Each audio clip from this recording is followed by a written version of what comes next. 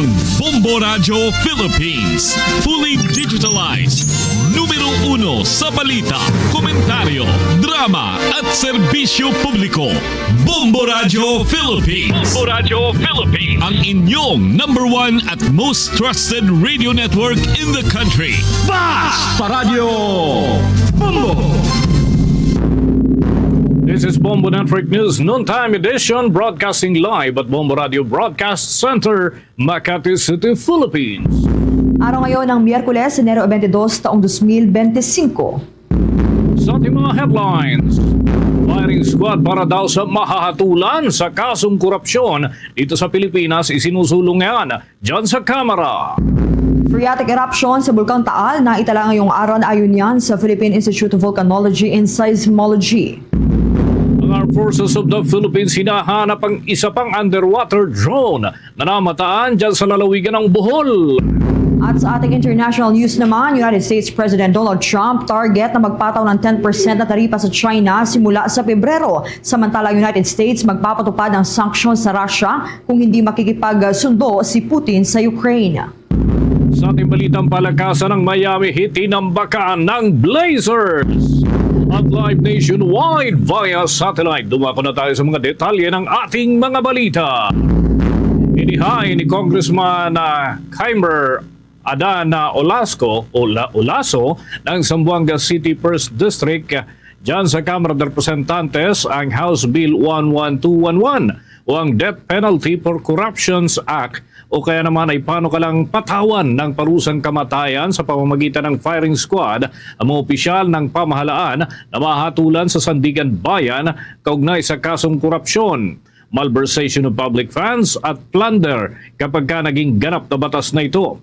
Masasakop din mga kabombo sa naturang batas ang lahat ng mga public officials mula yan sa Pangulo ng Republika ng Pilipinas hanggang sa mga opisyal ng barangay. Gayon din ang iba pang nasa ehekutibo, legislatura at hudikatura, maging mga constitutional commissions kagaya ng government-owned and controlled corporations, pati na mga miyembro ng Armed Forces of the Philippines o kaya naman ay hanay ng militar, pati ang Philippine National Police o pulisya. Tinukoy pa sa panukala ang ilang safeguards kung saan ay titiyakin ng due process at proteksyon at lahat ng mga hatol ay maaaring iakyat sa Korte Suprema para naman maisailalim sa review at papayagan ng mga akusado na gamitin ang anumang legal remedies na mayroon. Punto pa sa explanatory note ng naturang House Bill, ang korupsyon ay nananatiling isa sa matinding banta sa social, economic at political development ng Pilipinas at sa kabila ng marami mga batas, nagpapatuloy pa rin ang katiwalian, maling paggamit ng pondo at ang pagtataksil sa tiwala ng taong bayan. Kung may sasabatas umano ang naturang House Bill, magiging malakas na mensahe ito ng Kongreso hinggil sa kahalagahan ng accountability at ang korupsyon ay hindi kinukonsinti. Samantala, sa iba nating balita, muling nakapagtala ng minor phreatic eruption ang Taal Volcano kaninang bandang madaling araw dito sa bahagi po ng Batangas at mga karating na lugar ay namataan yan. Base na rin sa inilabas na bulletin ng Philippine Institute of Volcanology and Seismology, yan ay naitala ngayong araw at posibleng masundan pa. Maliban nga rito, nagbuga rin ang bulkan ng mahigit 1,000 tonelada ng asupre itong nakalipas na araw ng Lunes at naobserbahan din ang upwelling ng mainit na volcanic fluids sa main crater lake.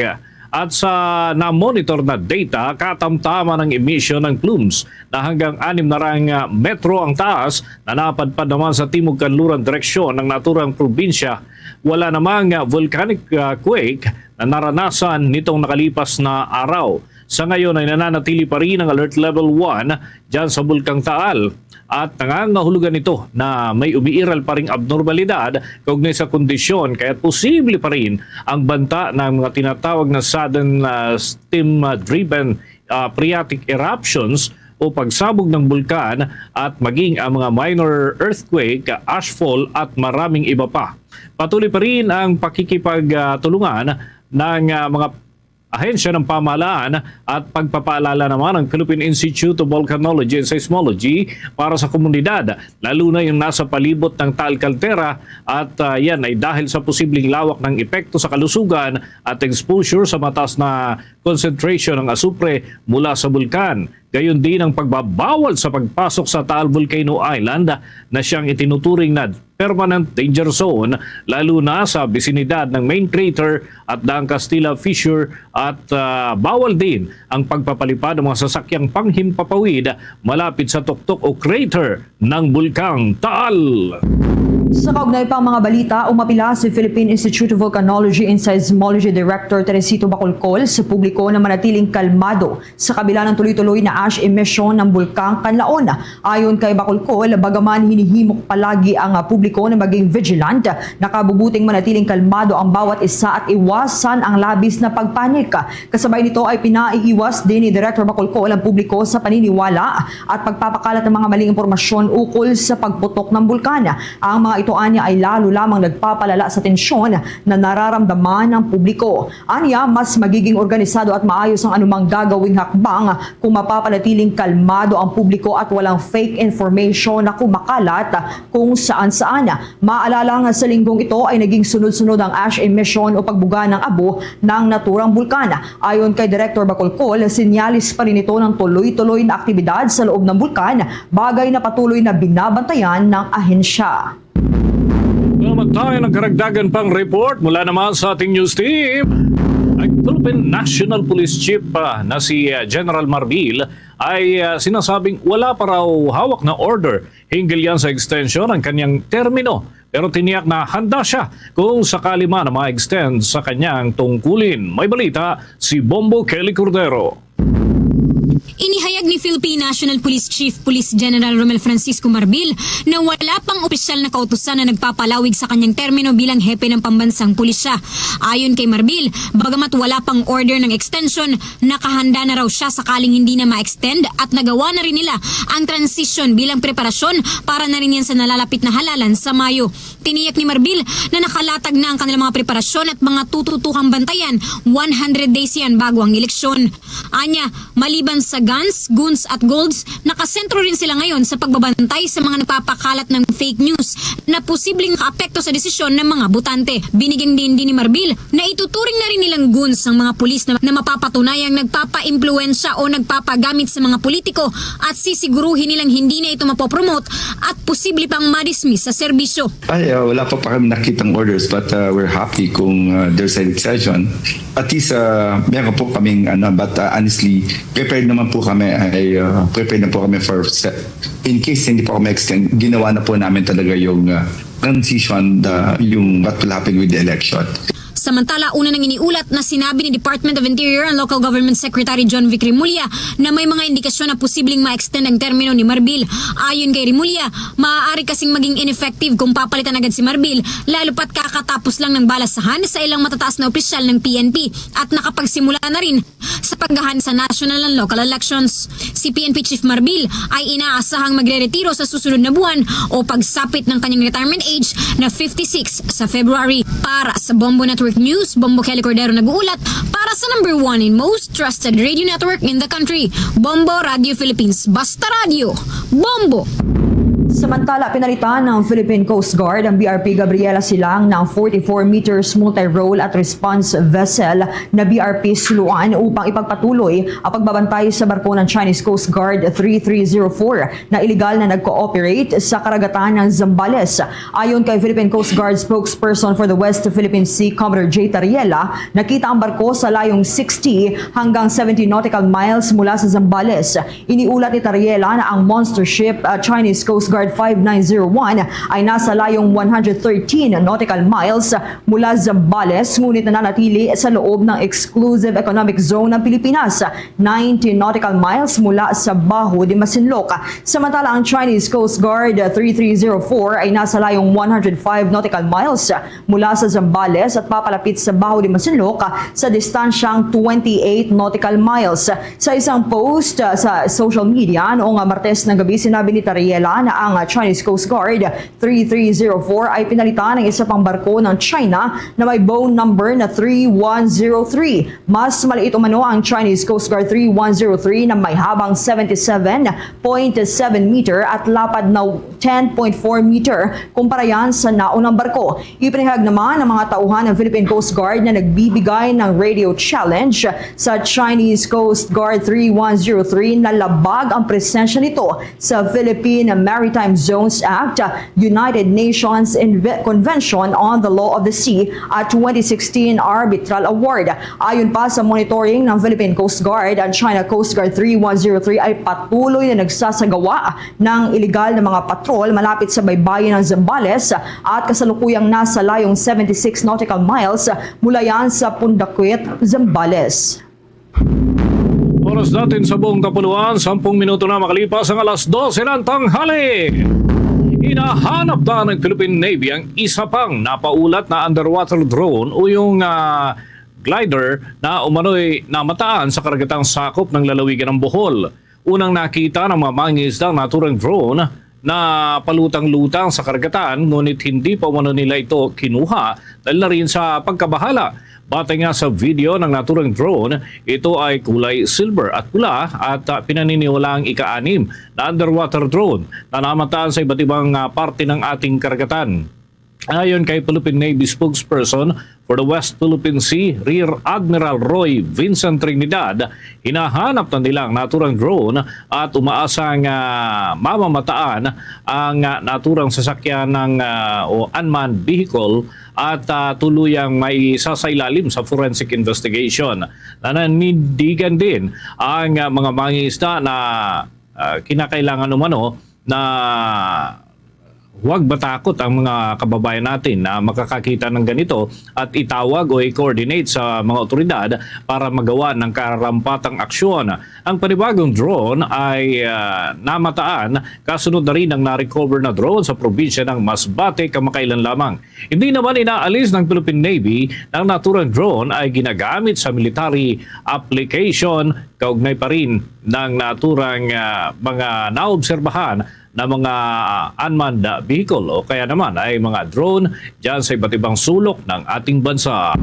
Abangan mamaya mga kabombo, mga ka-Star Nation, ang Quad Committee ng Kamara, partikular ang lead chairman na si Congressman Robert Ace Barbers, may pag-amin doon sa umano'y lesson para sa kanila na ginawa nitong si Colonel Hector Grijaldo dahil nga nakaladkad yung mismong Quad Committee dyan sa pagharap ni Grijaldo doon sa Senado. So alamin natin ang mga hakbang dito ng Kamara hinggil sa naturang usapin. May balita si Bombo Annalise Soberano.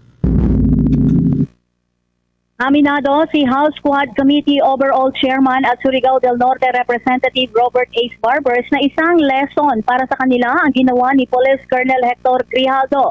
Sa isang panayam, sinabi ni Barbers na wala namang intensyon ang kanyang mga kasamahan noong kinausap nila si Grijaldo. Kung maalala, inakusahan ni Grijaldo ang dalawang co-chairman ng Quad Committee na sina Representative Dan Fernandez at Bienvenido Abante na umano'y pumipilit sa kanya para kumpirmahin ang reward system sa gyera kontra droga ng Duterte administration. Dahil dito, sinabi ni Barbers na mag-iingat na sila pagdating sa pakikipag-usap sa mga testigo. Dagdag pa ni Barbers, kinausap lamang ng dalawang Quadcom co-chair si Grijaldo dahil sa hiling ni dating PCSO General Manager Royina Garma.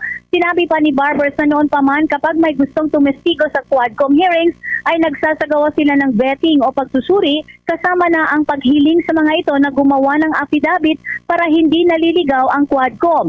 Nagpahayag naman ng pagkadismaya ang mga mambabatas kay Grijaldo dahil hindi nito sinasagot ang mga tanong sa kanya kaugnay sa kanyang naging testimonya sa Senado nang humarap ito sa Quadcom Committee kahapon. Dahil dito nawala na ng pasensya ang mga kongresista sa dating hepe ng Mandaluyong Pulis. Muli itong pinatawan ng contempt at inilipat ang pagkakakulong sa QCD o QCPD Station 6 sa Batasan Hills. Pakinggan natin ang pahayag ni Representative Robert Ace Barbers.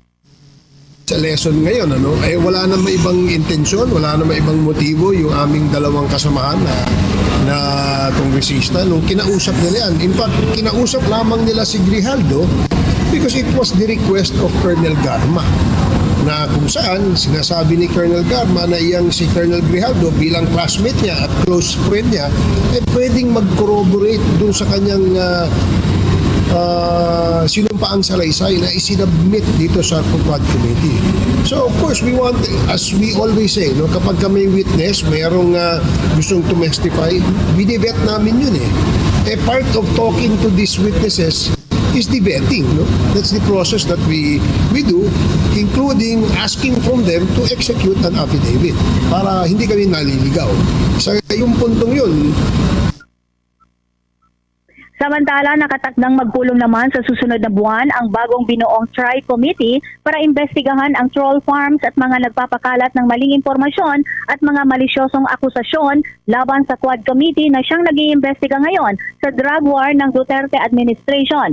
Sinabi pa ni Barbers layo ng pulong para makabuo ng regulatory framework para sa mga social media posts. Giit pa ng kongresista, panahon na para maging responsable ang mga blogging. Muli si Representative Robert Ace Barbers. Ang investigation na gagawin ng TRICOM, ang layunin nito ay magkaroon ng panukalang batas na magkaroon ng regulatory framework, no? Yung paggamit ng social media. Wala pa tayong pinipigilang gumamit ng social media. Anybody can express what they want to say. They say what they want to express and vice versa. Wala pong curtailment of the freedom of expression and speech. Ang gusto lamang natin, dahil po yung gumagamit po ng airspace, so to speak, no? Yung sinasabing digital. Si Representative Robert Ace Barbers mula sa Kamara. Bombo Anali Montaño Soberano nag-uulat para sa number 1 and most trusted radio network in the country, Bombo Radio Philippines, Basta Radio. Bombo! Bombo International News. Kinukonsidera ni United States President Donald Trump na magpataw ng 10% na taripa sa pag-aangkat ng goods mula sa China simula sa buwan ng Pebrero. Dinipensahan ni Trump ang naturang hakbang sa pamamagitan ng pag-akusa sa China na nagpapadala umano ng fentanyl sa Amerika sa pamamagitan niya ng Mexico at Canada. Ang fentanyl ay isang opioid na nagpapalala sa krisis sa iligal na droga sa buong mundo. Sinundan pa ito ng pagbabanta ni Trump na magpataw ng import tax na 25% sa Mexico at Canada at inakusahan ng mga ito ng pagpayag sa mga hindi dokumentadong migrants at mga droga na pumapasok sa Amerika. Matatandaan, isa sa pangunahing pangako ni Trump sa kanyang kampanya ang pagpapalawak ng taripa na anyay makakatulong umano sa ekonomiya ng United States. Bagamat ayon sa mga analyst, maaaring humantong ito sa mas mataas na presyo ng goods para sa Americans at pasakit para sa mga kumpanyang apektado ng foreign relation ng administrasyon. Samantala, sinabi naman ng presidente na posibleng magpatupad siya ng mga bagong sanksyon laban sa Russia kung tatanggi si Russian President Vladimir Putin na makipag-negosasyon para tapusin ang digmaan sa Ukraine. Bagamat hindi nagbigay ng detalye si Trump tungkol sa karagdagang parusa, sinabi niyang seryoso ang kanyang administrasyon sa mga usaping ito. Matatandaang mabigat ng pinatawan ng sanksyon ng Russia ng Estados Unidos matapos ang pagsakop nito sa Ukraine noong Pebrero 2022. Ipinahayag din ni Trump na pinag-aaralan ng kanyang administrasyon ang posibilidad ng pagpapadala ng mga armas sa Ukraine at binigyang diin niya na dapat magbigay ng mas malaking suporta ang European Union para sa bansa. Dagdag pa ni Trump, inudyakan niya si Chinese President Xi Jinping sa isang tawag na makialam upang mapatigil ang digmaan sa Ukraine. Sa mga karagdagan pa nating balita, hinikayat ng Philippine Consulate General doon sa Los Angeles, California ang mga Pilipino na naapektuhan ng wildfire na mag-check dyan sa American Red Cross para naman sa kanilang pagiging kwalipikado sa tulong pinansyal. Sinabi ng ahensya na kasalukuyang nakikipag-ugnayan ang American Red Cross sa mga survivor ng wildfire upang pag-usapan ang kanilang eligibility para naman sa pinansyal na tulong. Tinatayang nasa 200 Filipinos ang naapektuhan ng inisyal na pagtaya doon sa apektado ng wildfire sa Southern California at mga karatig na lugar. Ayon sa naturang tanggapan, magsisimula itong magbigay ng pinansyal na tulong sa mga residente na nasa loob ng fire perimeters ng Eaton at Palisades at pati na yung iba pang mga lugar na apektado. Base na rin sa California Governor's Office of Emergency Services, nilinaw rin ng naturang tanggapan ng tulong mula sa American Red Cross ay hindi itinuturing na dobleng benepisyo para sa insurance o kaya naman ay tulong mula sa gobyerno. Dagdag pa rito ay hinimok na ng naturang opisina ang mga naapektuhan ng wildfires na mag-apply ng Federal Disaster Assistance. Hindi rin kinakailangan umano ang Federal Emergency Management Agency approval para maging kwalipikado sa tulong mula sa Red Cross. Patuloy naman ang pangako ng American Red Cross na magbibigay sila ng ligtas na tirahan at access sa pagkain at pangunahing serbisyong pangkalusugan at emotional supports para naman sa mga naapektuhan ng napaka mapangwasak na wildfire na naitala sa naturang lugar. Papatayan ng mga karagdagang report. Ilang senador hindi raw kumbinsido na may blank item sa 2025 national budget. Ang dating Pangulong Duterte ay posibleng nabiktima rin daw ng fake news. May balita si Bombo J.C. Galvez. Hindi kinsido ang ilang senador na magpapasa ang Kongreso ng national budget na mayroong may iwang blankong items. Sa panayam, sinabi ni Senator Sherwin Gatchalian, kung mayroong may iwang blank items sa 2025 national budget ay hindi ito magbabalanse. Hindi rin anya lalagda si Senate Committee on Finance Chairman Senadora Grace Poe sa 2025 General Appropriations Act kung mayroong may iwang blanko sa pondo. Tugon ito ni Gatchalian sa paratang ni dating Pangulong Rodrigo Duterte na may ilang items sa 2025 national budget na blanko na anya hindi katanggap-tanggap. Bagay naman na binuweltahan ni Pangulong Ferdinand Marcos Jr. at sinabing narte. Kasi kung blanco, hindi magbabalanse. Kailangan balanse yung budget eh. Balanse yung for example, yung House amendments, yung Senate amendments, at of course, yung final product, yung GA, dapat balanse yan. So kung ang iniisip ko, kung blanco yan, hindi magbabalanse siya. Sa pagkaalam ko, hindi pwedeng peperma ang chairman ng blanco. Kasi ako chairman rin ako ng ibang committee. Kapag sinasubmit sa akin ng mga committee report, binabasa mo talaga yan at very annex para alam ko kompleto lahat. So naniniwala ako na ang chairman hindi peperma ng blanco. Sinigunda naman ni Senator Joel Villanueva ang mapahayag ni Gatchalian. Ayon kay Villanueva, bilang miyembro raw ng Bicameral Committee, ang kanyang pinirmahan ay full Bicameral Conference Committee report.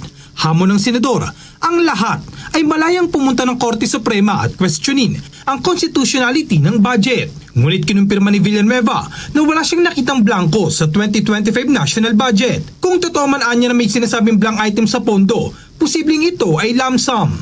So, kung kukwestiyonin mo yun, yung batas, hindi yung BICAM report.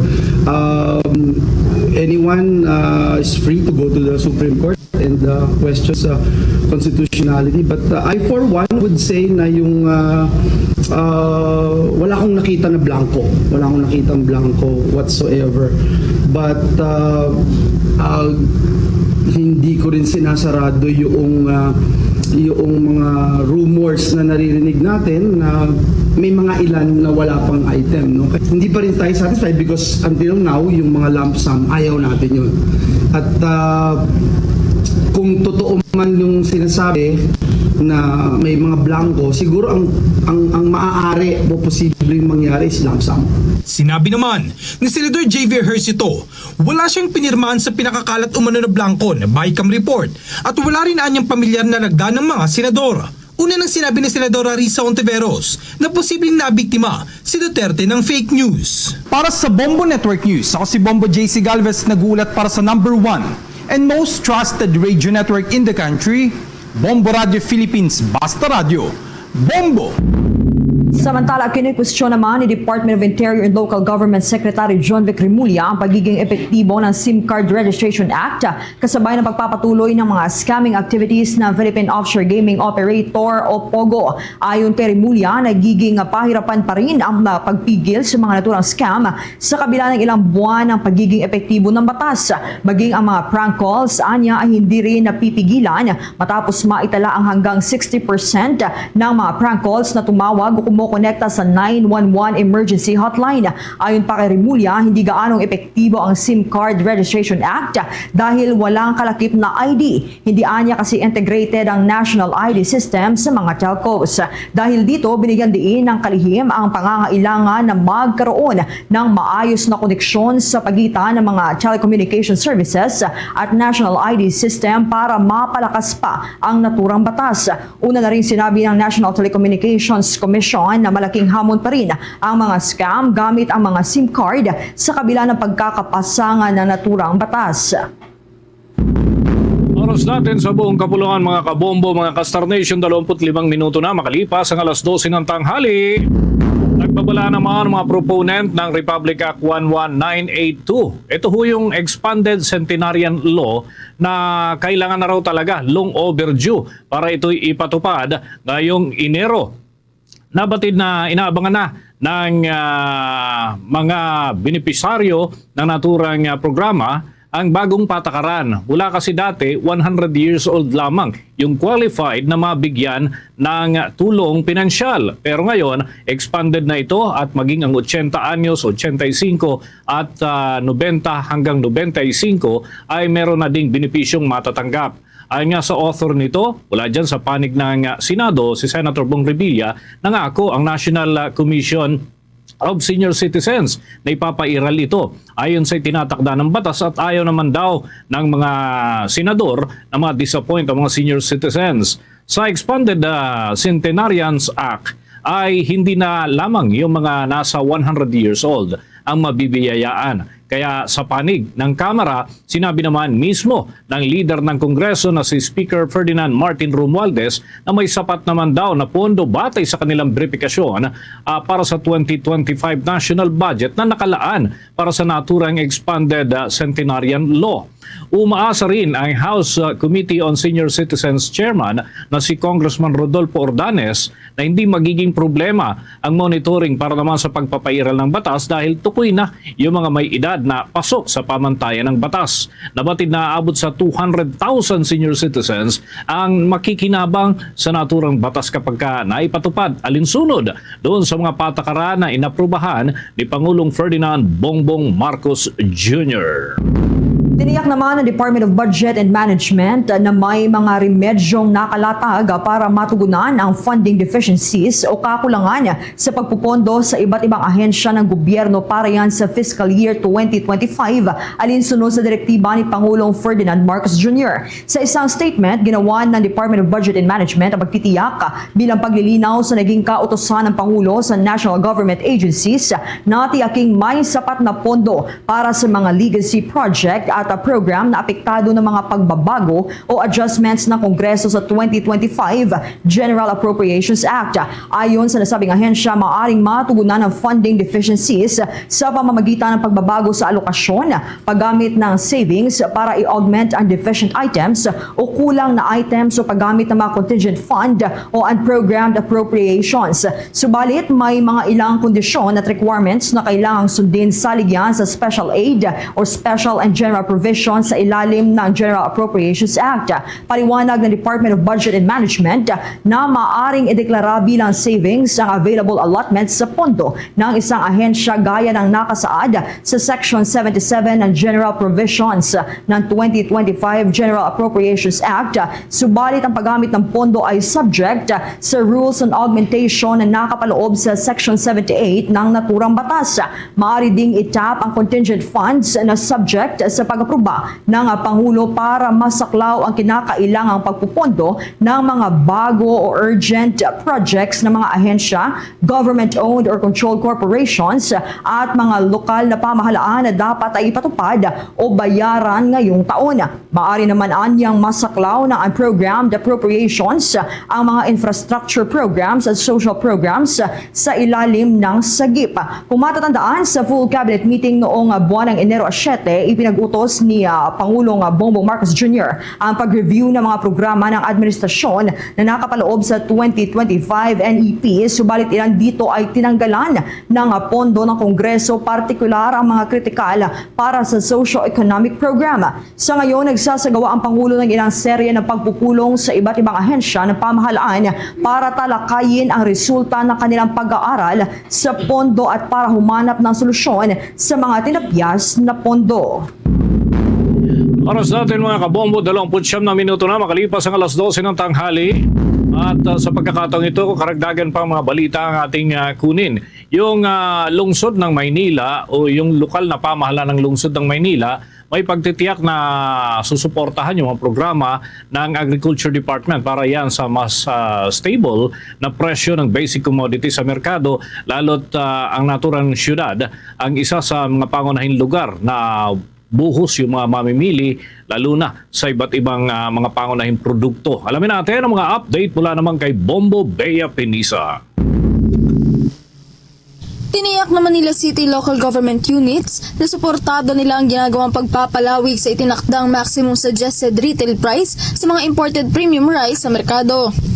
Ayon kay Assistant Secretary for Agribusiness, Marketing and Consumer Affairs Attorney Genevieve Velicara Guevara, lahat ng mga alkalde ay nakasuporta sa mga programang ito ng Department of Agriculture para sa patuloy na pagpapababa ng mga presyo ng basic commodities sa mga palengke. Ani Guevara, makikiisa ang mga LGUs sa pagmumonitor ng presyo ng mga produktong bigas at maski sa implementasyon ng MSRPs sa mga pamilihan. Ito ay para masiguro na sumusunod ang mga retailers sa itinakdang MSRP sa mga produktong ito at matiyak na walang nagaganap na overpricing o profiteering sa mga pamilihan. Samantala, nagpasalamat naman ng DA sa naging suporta ng mga alkalde sa Metro Manila sa mga hakbangin ng kanilang ahensya na mas makapagbigay ng mga accessible at abot kaya ng mga produkto sa merkado.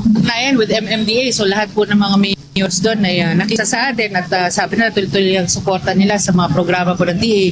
Kasama na po dito yung sa monitoring nga po ng presyo, lalo na po at meron tayong mga MSRPs po ngayon at the same time po at para ma-monitor din natin kung talaga pong bumababa or sumusunod po ba yung ating mga retailers dito sa ating pinapatupad po na price MSRP. So yun naman po ang kanilang commitment. Talagang nagpapasalamat kami at talagang tuloy-tuloy po yung suporta nila sa ating programa.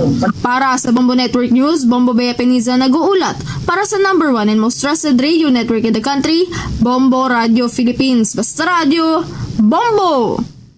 Viva Señor Santo Niño! On January 25, Saturday, Bombo Radio, Plazuela de Iloilo, and Star FM will give you the best and the most extravagant band competition for Dinagyang 2025. Pasigabong! A Bombo, Plazuela, and Star FM Showdown of the Bands 2025. Don't miss a chance to witness this one great musical competition and showdown. Participated by 12 carefully selected bands from Visayas. The first prize, 50,000 pesos. The second prize is 30,000 pesos. And the third prize, 20,000 pesos. An additional amount of 10,000 pesos will be given to the band with the best on-stage performance. All non-winning participants will be receiving 5,000 pesos each. So remember the date, January 25, Saturday. The time, 6 p.m. The place, Plaza Mayor of Plazuela de Iloilo. The event, Pasigabong. A Bombo, Plazuela, and Star FM Showdown of the Bands 2025. Viva Señor Santo Niño!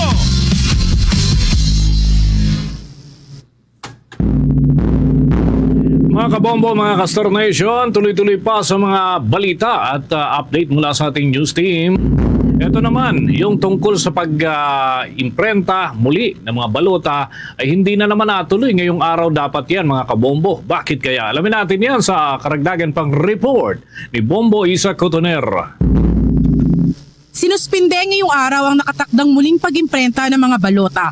Ito ay kasunod ng bagong kautusan na inilabas ng Korte Suprema kahapon para sa pagkadiskwalipika ng dalawang kandidato, isa sa nasyonal na level at isa sa lokal na level. Ayon kay Commission on Elections Chairman George Erwin Garcia, hindi muna nila itutuloy ang muling pag-imprenta ng official ballots ngayong araw dahil sa panibagong adjustments. Dagdag pa ni Garcia na nagkakaroon lamang ng malaking adjustments kung ang nakakuha ng temporary restraining orders ay tumatakbo para sa nasyonal na level. Dahil dito ang mga mas may kailangang baguhin pa. Ngunit pagdating naman sa lokal na level, ito ay madali na lang dahil hindi pa naman nila ito nasisimulang iimprenta. Alam niyo naman po na kami ay naapektuhan lang talaga ng mabigat kapag kami national candidate sapagkat kinakailangan talagang baguhin ang lahat na imprenta na balota. Kasi kung local, at least kung local nakapag-imprenta ka na doon sa lugar na yun, yung lugar na lang yun ang pwede namin i-reprint. Pero kapag kasi national candidates kasi, therefore, at siyempre, yung mga iba na naiintindihan natin yung kanilang sentimiento, yung mga iba na apektado sa pag-renumber ng mga pangalan nila sa balota, siyempre yung iba nakagastos na sa pag-iimprenta ng pagpapa-imprenta ng mga campaign materials na gagamitin nila sa February 11. Matatandaang natigil ang paglilimbag ng mga balota nang mag-issue ang Korte Suprema ng temporary restraining order laban sa disqualification ng ilang kandidato sa pagkasenador at iba pang local bets para sa May 12 elections. Kaugnay pa nito, tiniyak pa rin ni Garcia ang publiko na gagawin ng lahat ng komisyon upang maimprenta pa rin ang nasa 71 million na mga balota para sa halalan. Dapat po talaga the Comelec will have to do everything. We have all the powers, the resources naman para siguraduhin na meron tayong printed ballots. Kung may mga interventions man, may mga circumstances, yan po dapat ay naka-factor in sa ating po mga protocols and contingency measures. At all costs, we will be able to print the 71 million ballots. Para sa Bombo Network News, Bombo Isa Cotoner, nag-uulat para sa number 1 and most trusted radio network in the country, Bombo Radio Philippines. Basta Radyo, Bombo! Sinuportahan ni National Security Advisor Eduardo Anyo ang plano ng Department of Agriculture na pagdedeklara ng food security emergency para matugunan ang tumataas na presyo ng bigas sa bansa. Binigyan din ni Anyo na mahalaga ito sa national security kung saan ang food security ay isa sa mga pangunahing component ng 15-point National Security Agenda. Ito ay nakapaloob aniya sa 2024 National Security Strategy ng Marcos Administration. Ayon kay Anyo, susuportahan ng National Security Council ang anumang hakbang ng Department of Agriculture para matugunan ang mataas na presyo ng bigas at iba pang pangunahing commodities sa bansa. Hinimok din ni Anyo ang pribadong sektor na makipag-cooperate sa hangarin ng gobyerno na gawing mas abot kaya ang mga basic commodities para sa mga consumer. Sa ilalim ng Republic Act 12708 o Agricultural Tarification Law, may kapangyarihan ang kalihim ng Department of Agriculture na magdeklara ng food security emergency kung may extraordinary increase sa presyo ng bigas o kung may malawak ang kakulangan ng stock ng bigas sa buong bansa. Napagbuti naman ng artificial intelligence ang irrigation system ng ating bansa mula yan ang simulan na ito ay gamitin. Ayon kay National Irrigation Administrator Eduardo Guillen, nakatulong ang naturang artificial intelligence para naman maplano ng maayos ang productivity efforts sa pamamagitan ng pagtukoy sa mga soil distress na kinakailangan ng intervention, varieties at inputs sa kinakailangan at mga planting time na itinatakda kaugnay noong advisable na panahon para naman sa pagtatanim ng mga magsasaka. Sa pamamagitan ng artificial intelligence ay agad natutukoy kung nasaan ang problema at agad itong natutugunan. Nagiging particular din ang pagtugon sa mga naturang problema at hindi nagiging pangkalahatan ang buhos ng tulong na inihahatid. Di katulad dati na ginagawa o kaya nangyayari umano na buong sektor ang apektado kung may maliit na problema. Ayon pa kay Guillen, malaking bagay din ang artificial intelligence para makabuo ng bagong planting calendar at mapalakas pa ang local output ng ating bansa at mababawasan din ang pagkalugi mula sa malalakas na mga bagyong dumaraan sa atin na kadalasan ay nakakaapekto sa pangunahina yung sektor ng pagsasaka. Samantala, binabantayan ng Department of Agriculture ang epekto ng Bulkang Kanlaon sa kabuhayan ng mahigit 16,000 magsasaka sa Negros Island Region. Ang mga ito ay mula sa 5 lugar sa Negros Island na kinabibilangan ng Canlaon City, La Carlota City, La Castellana, Bago City at Murcia. Batay sa datos sa Department of Agriculture, umabot na sa 7,171 na mga magsasaka ang apektado sa Canlaon City sa Negros Oriental, habang mahigit 8,000 naman ang apektado sa La Carlota City, La Castellana, Bago City at sa Murcia sa Negros Occidental. Ayon sa Department of Agriculture, maliban sa pagtulong sa mga magsasaka, ay kailangan ding matiyak ang kanilang kaligtasan kasama na ang kanilang mga alagang hayop. Ayon, una nang pinayagan ng Office of Civil Defense ang pagpasok muli ng mga magsasaka sa Extended Danger Zone para makapag-ani at magawa ang iba pang farming activities sa palibot ng bulkan, ngunit sa ilalim ng mahigpit na supervision. Ayon sa Department of Agriculture, regular na tinutungo ng mga Department of Agriculture Field Officer ang mga naturang lugar upang ma-monitor ang mga farming activities at agad mabigyan ng abiso ang mga ito. Isa sa mga pangunahing binabantayan ng ahensya ang mga evacuation area para sa mga hayop na inilikas mula sa danger zone at dinadalhan ng mga ito ng mga gamot, malinis na tubig, mga feeds at iba pang pangangailangan. Bombo Sports News. Hindi nakapalag ang Miami Heat sa Portland Trail Blazers sa kabila ng fourth quarter scoring run ng naturang kupunan. Pinangunahan ni Portland small guard Simons ang Blazers at kumamada ng 24 points habang 22 points at 15 rebounds naman ang iniambag ng sentrong si DeAndre Ayton. 5 iba pang players ng Portland ang nagbuhos din ng tig-double-digit points. Sa unang 3 quarter ng naturang laban ay hawak ng kupunan ang 20-point lead, 97-77. Malas din ng Miami ang fourth quarter scoring run at nagawang magbuhos ng 30 points sa loob ng 12 minutes.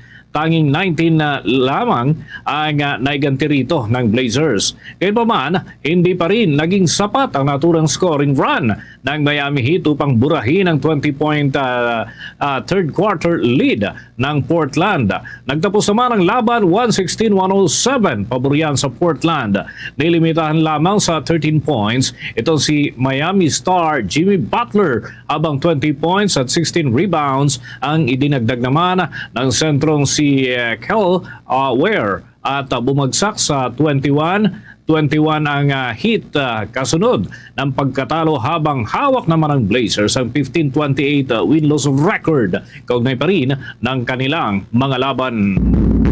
Ito naman, Department of Tourism, siniguro ang pagpapatuloy ng branding na Love the Philippines matapos maibalik ang 400 million pesos na budget. Ang balitang yan ay tinutukan ni Bombo Grant Hilario. Siniguro ng Department of Tourism ngayong araw ang pagpapatuloy na kanilang naumpisahang branding campaign na Love the Philippines. Ito ay matapos maibalik ng muli ang tinapya sa kanilang budget na nagkakahalaga ng 400 million pesos. Sa isinagawang press conference ng ahensya, iniyak ni Secretary Cristina Garcia Frasco ng Department of Tourism na hindi mahihinto ang marketing campaign para sa turismo ng bansa. Kaya naman, sinabi ng naturang kalihim na makakaasa ang publiko na mas mapapalawig ang global presence ng Pilipinas sa kanilang kabuuang 500 million pesos na halaga para sa execution. Ito, pakinggan natin ang tinig ng kalihim ng Department of Tourism na si Secretary Cristina Garcia. The marketing campaign, what our fellow Filipinos can expect, as well as travelers from all over the world, in the execution of the totality of 500 million is that we will continue our placements in the traditional social media as well as various channels all over the world. We will further expand our presence and really double down on the market presence of the Philippines, especially in our top source. Kaugnay ito, ibinahagi niya ang halaga ng mga nakaraang alokasyon sa branding budget ng turismo sa pagkukumpara ng mga taong 2023, 2024 at ngayong 2025. Ikinabahala kasi nila ang naging kabawasan sa nakalaang pondo ng ahensya para sa kasalukuyang taon. Pakinggan naman natin ang kanyang naging paliwanag ng naturang kalihim ng Department of Tourism na si Secretary Christine Castro. Of the branding budget for the DOT. In 2023, the budget that was given to the DOT for branding, marketing, and promotion stood at 1.2 billion pesos. By 2024, that was slashed to only 200 billion. So we were concerned that by 2025, the branding budget was slashed further to only 100 million. Bombo Dennis, Bombo Jai. Okay, sige, maraming salamat Bombo Grant sa mga update na yan.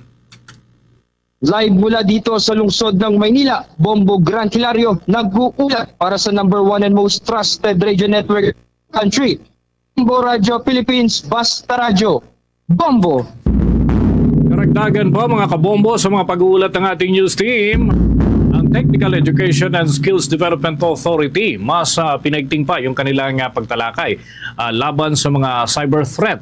At yan ay bahagi ng kanilang mga hakbang upang tulungan ang mga ahensya din ng gobyerno nakatutok sa parehong concern. May balita si Bombo Jobino Galang. May hakbang na ginagawa ang Technical Education and Skills Development Authority o TESDA para labanan ang cyber threats. Ayon kay Rosalina Constantino, ang Executive Director at Regional Operations Management Office ng TESDA, na sumasabay ang kanilang opisina para malabanan ang anumang uri ng cyber security threat. We wanted also to be also technology driven po ang rise ng artificial intelligence, Internet of Things, cyber security is also there. Marami pa pong iba. It's not just po yung pagiging karpentero or plumber. Kailangan marunong na rin po dun sa building information management.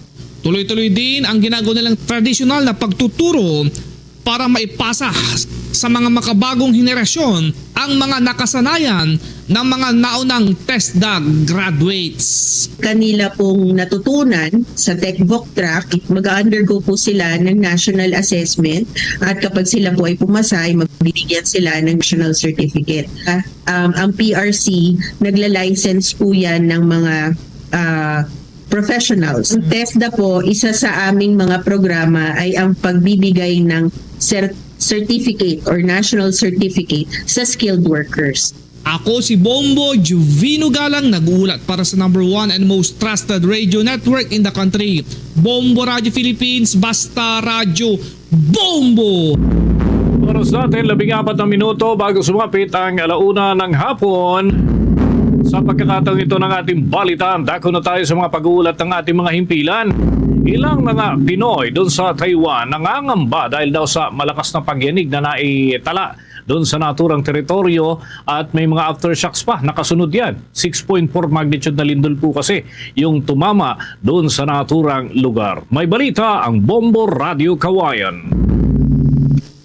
Naramdaman hanggang sa Taichung ang malakas na lindol na tumama sa Chiayi City, Taiwan. Inahayagan ni Bombo International News Correspondent John Mark Santiago na napuruhan ng lindol ang southern part ng Taiwan kung saan maraming mga gusali ang nasira.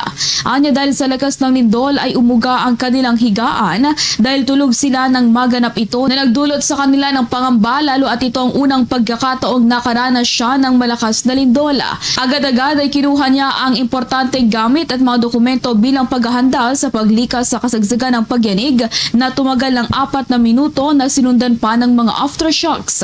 Batay sa mga naglitawang video, maraming mga nasirang gusali gayunman ay wala pang napapaulat na nasugatan dahil sa mabilis na pagresponde ng mga otoridad. Sa ngayon ay wala pang mga Pilipino ang napapaulat na nasugatan dahil sa lindol. Nasa second floor yung kwarto ko, pababa na ako dito sa ground floor sana. Awa naman ng Panginoong Diyos nung mga tumagal siguro mga 3 to 4 minutes din siya nung malakas. Pagbaba ko, so ang alam ko wala na rin pero may mga aftershock pa rin na nangyari. So ganun yung naging mindset ko na lang kagabi. Dasal na lang sabi ko, tapos pulot na lang ako ng cellphone ko nung shoulder bag ko, yung papeles ko importante. Yun na lang din yung bibit-biting kong tatakbo.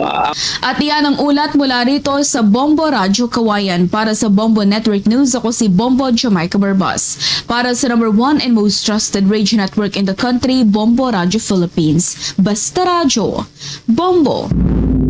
Mga Pinoy sa India nakiisa rin sa world's largest religious gathering na Maha Kumbh Mela. Seguridad sa inaasahang 400 million na dadalo, sinisiguro rin ng mga otoridad. Ang balitang yan ay tinutukan ng Star FM Manila. Masayang nakikisa ang ilang mga Pinoy sa kasalukuyang selebrasyon ng Maha Kumbh Mela sa India o ang Festival of the Sacred Teacher na nagaganap lamang kada 6 hanggang 12 taon. Itinuturing na large religious gathering ang Kumbh Mela at inaasahan na aabot sa 400 million ang kabuuan ng mga Hindu devotees at mga turista ang dadalo ngayong 2025. Pinaniniwalaan ng mga Hindus na ang pagligo sa 4 na ilog o holy waters ay nakapagtatanggal ng mga kasalanan at sumisimbolo rin ng kaligtasan. Sa exclusive interview ng Star FM Manila sa Pinay na si Aryan Huba at asawa nito na si Gaurav Sharma, isang Indian national, ipinaliwanag nila kung bakit mahalaga ang Kumbh Mela sa Indian tradition at kung bakit ito kakaiba ngayong taon. Ayon rin kay Gaurav, matinding preparasyon ang ginawa ng mga otoridad upang masiguro ang kaligtasan ng mga dadalong deboto at turista para sa selebrasyon. They have created literally a whole city for this event. So you can say in that city at least 150,000 police personnel are already deployed, and the securities they are trying to use AI. And they are using drones to take care of everything. No one will get drowned in the river, so they had prepared the you can say robots for those things.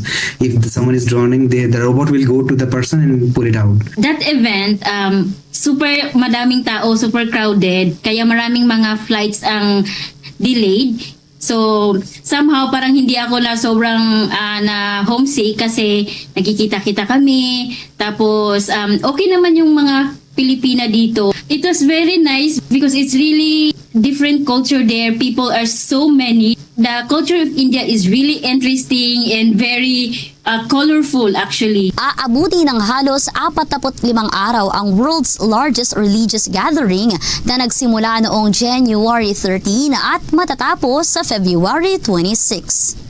Yan ang report mula dito sa himpilan ng 102.7 Star FM Manila. Nag-uulat Star DJ Kimi Gora para sa number 1 and most trusted radio network in the country, Bombo Radio Philippines. Basta Radio, Bombo! Ilan naman mga biktima sa nangyaring sunog sa isang hotel doon sa Turkey ay nakilala na ng mga otoridad. Alamin din natin mga kabombo kung may mga kababayan tayo na naapektuhan doon sa naturang malaking sunog. May balita ang Bombo Radio Vegan. Kinikilala pang ilan sa mga biktima sa nangyaring sunog sa isang hotel sa Bolu Province, Turkey na ikinasawi ng 66 na katao. Sa naging panayam ng Bombo Radio Vegan kay Bombo International News Correspondent Doan Gunes, isang government teacher na residente sa Elazig City, dahil sa pagkasunog ng ilan sa mga biktima ay naghihirapan ng mga otoridad na kilalanin ng mga ito. Anya alas 3 sa madaling araw nang nangyari ang sunog kaya halos ang lahat ng nasa hotel ay natutulog pa sa ganung oras. Dahil anya bulubundukin ang lugar ay nahirapan ng mga bumbero na magresponde kaya inabot sila ng 30 minuto bago makarating na siyang rason kung bakit madaling nagkalat ang apoy at naitala ang maraming casualties. 237 na katao ang nasa hotel nang mangyari ang sunog kaya may naitalang 55 na sugatan na naidala sa ospital para sa kanilang pagpapagamot.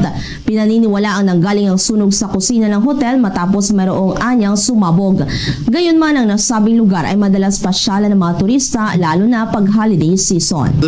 Metre hike and in the mountain, that's why they cannot go fast. After 30 minutes later, all fire team they are there already, but hotel location, hotel behind, zero together mountain behind. Yan ang ulat mula rito sa Bombo Radio Vegan para sa Bombo Network News. Ito si Bombo Maylin Cabanilla para sa #1 and most trusted radio network in the country, Bombo Radio Philippines.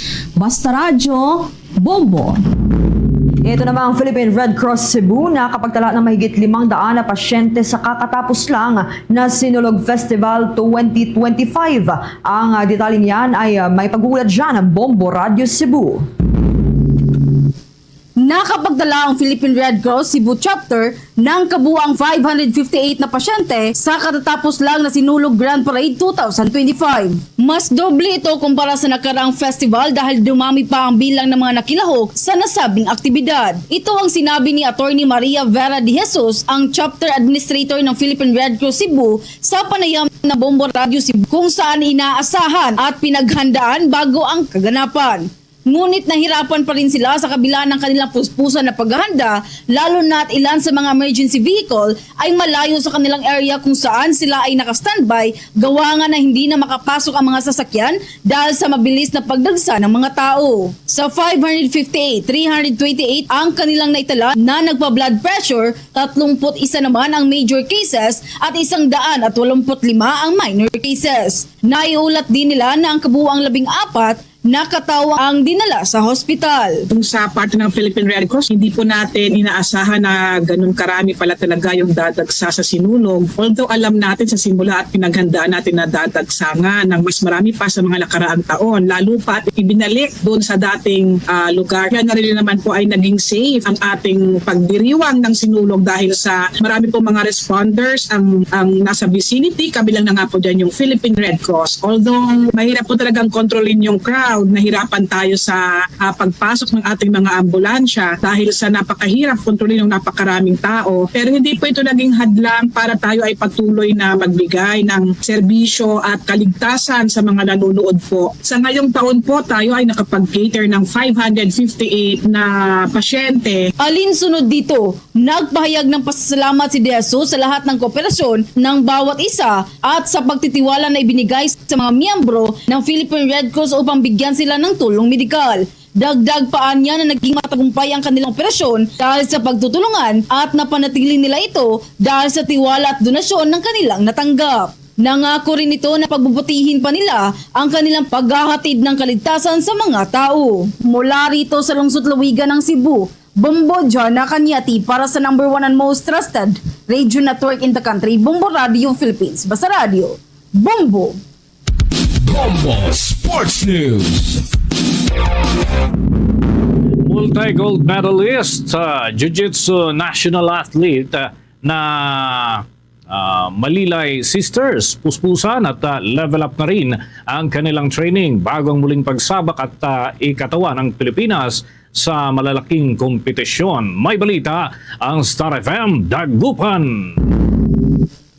Tuloy-tuloy ang pagsasanay ng magkapatid na multi-gold medalist Jiu-Jitsu national athlete na sina Elika at Elise Malilay para paghandaan ang mga susunod nilang major at international competitions ngayong taon. Matapos ang mga sunod-sunod na panalo noong nakaraang taon ay inaasahan na mas mabibigat na kalaban ang kanilang kahaharapin kaya puspusan ang ginagawang pag-iensayo. Sa eksklusibong panayam ng Star FM Dagupan sa Malilay Sisters, ibinahagi nila ang mga bagay na pagtutuunan nila ng focus ngayon sa kanilang pagsasanay. Or we will be practicing on more like standing up, the takedowns.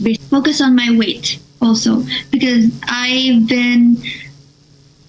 always been underweight ever since I started Dagdag pa ng Malilay Sisters na sa darating na January 26, 2025, lalahok ang mga ito sa Adult Philippine National Team Trial sa Manila. Samantala, sa susunod na buwan, mag-uumpisa na ang sunod-sunod muli nilang international competitions tulad na lamang ng AJP Tour Africa Continental Jiu-Jitsu Championship 2025 sa Egypt. Yan ang balita mula rito sa Star FM Dagupan para sa Bombo Network News. Star DJ Bobby nag-uulat para sa #1 and most trusted radio network in the country. Bombo Radio Philippines. Basta Radio. Bombo! Mga kabombo, mga ka-Star Nation, maging updated sa mga balita at impormasyon. Maring tutukan ang mga programa ng Bombo Radio Philippines sa iba't ibang platform. Pwede nga rin sa ating official website www.bomboradio.com. Ganon din sa YouTube, TikTok at maging sa Bombo mobile app. Yung Facebook Live naman, kagaya ho dyan sa Mindanao, yung mga Cebuano speaking sa Mindanao, nariyan ang Bombo Radio Davao, Bombo Radio Cagayan de Oro, Bombo Radio Butuan at Bombo Radio Jensan. Pero kung kayo naman ay nais makapakinig ng mga programa at makapanood na rin ay para sa mga hiligay non-speaking, nariyan naman ang Bombo Radio Coronadal. At sa ating pagtatapos, narito ang ating Oratio Imperata for Peace. God, our Heavenly Father, Lord of peace and justice, we humbly come before you during this time of escalating geopolitical tensions in our part of the world. Through the years, you have sustained our faith in you as a nation. It is our faith in your divine providence that has made us survive the countless natural and human-caused calamities that have come our way in our history as a people. Spare us, Lord, from the horrors of war. Hear our pleas as we cry out to you. Have mercy on us, Lord. Rescue us from the malevolent forces that influence world leaders. For we believe that our struggle is not against flesh and blood, but against the rulers, against the authorities, against the powers of this dark world, and against the spiritual forces of evil in the heavenly realms. We pray for your leaders entrusted with making crucial decisions for our nation. We place all our hopes in you, seeking your forgiveness and mercy for the times when our fears and suspicions have tainted our perceptions with ethnic biases and prejudices verging on racism. We earnestly pray, Lord, that you make us instruments of your peace. Where there is hatred, let us bring love.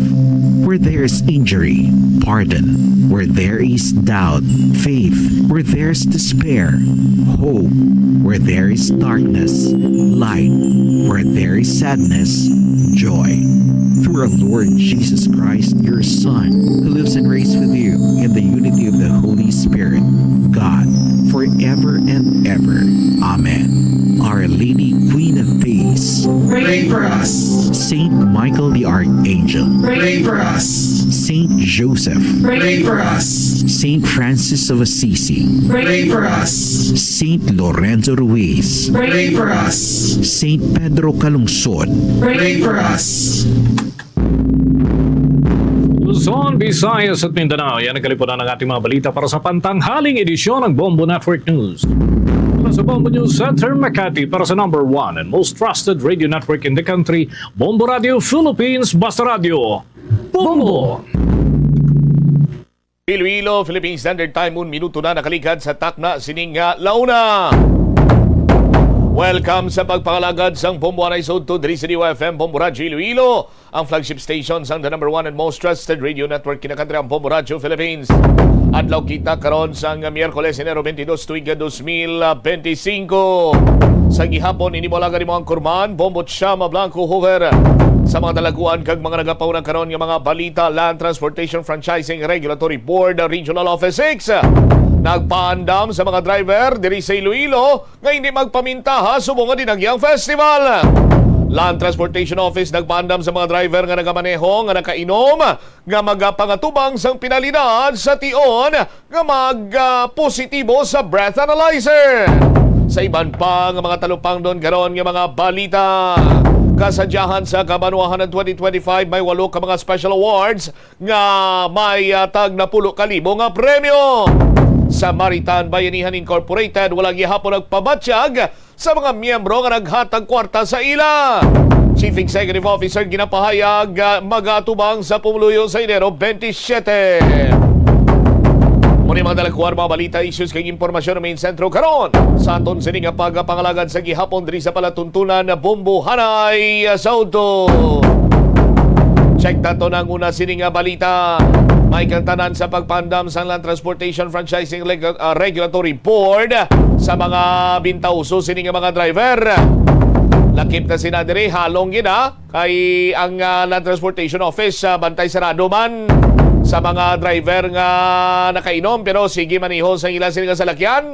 Pananglitan nga madakpan kamo dako sini or mabukat nga pinalidad ang sarangay inyo sini nga pagapangatubangon. Mga balita kaupod sa kay Bombohana anda sa Bombohana sa report. Please go ahead.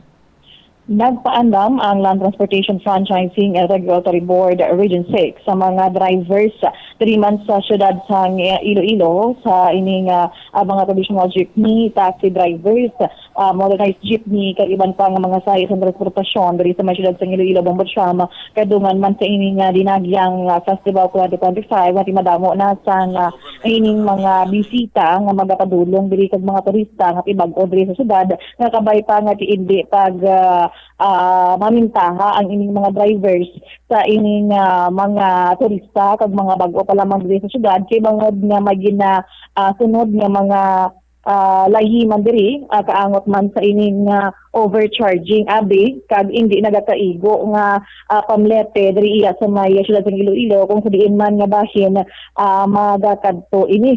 So diri man sa ining pagpaandaman sa Transportation Franchising and Regulatory Board Region 6 sa pag aton man pag-interview diri kay Attorney Salvador Altura Jr. ang legal counsel sang nasambit nga tawtapan iya ginapahayag diri nga ti ang ining mga drivers ini lesson learned gid lamang sa ining recently lamang nga natabo dira sa may isa ka vlogger isa diri ka taxi operator ga kun diin reklamo ini personal gid sang vlogger nga ti hindi nagakaigo ang pagpamlete diri sang taxi operator nga wala nagamit sa metro kag overcharging diri sa may ining vlogger nga kung diin nagtuga gid sang manchaman sa pangalan sang ining syudad sa Iloilo kag diri man ang kaangot man diri nga until now abi sa tulad panos sang LTFRB 6 ang ining pagpirma mismo ni Regional Director sa ining Kaltapan agud man nga mag-coordinate sa Department of Tourism na nasambit natin kahapon nga magapagawa sa advisories ng mga nagakaigo nga pletehan diri sa may syudad sa Iloilo kaangot sa ining nga dinagyang festival.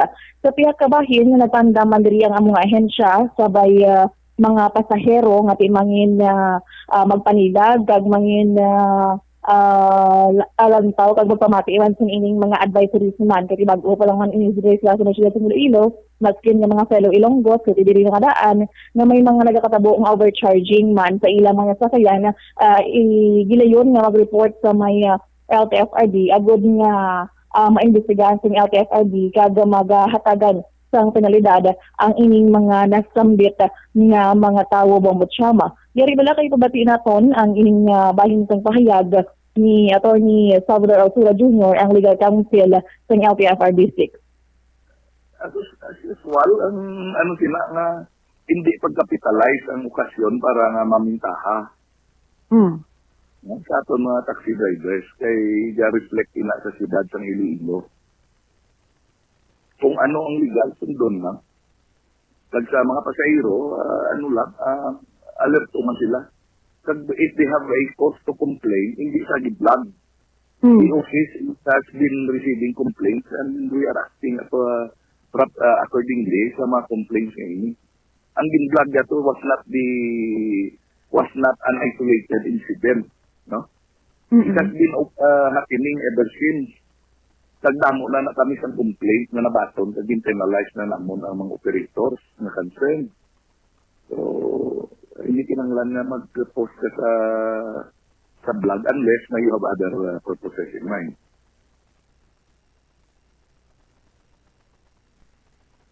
nabatian diri Bombo Cham ang kabahinsang pahayagman ni Attorney Salvador Altura Jr.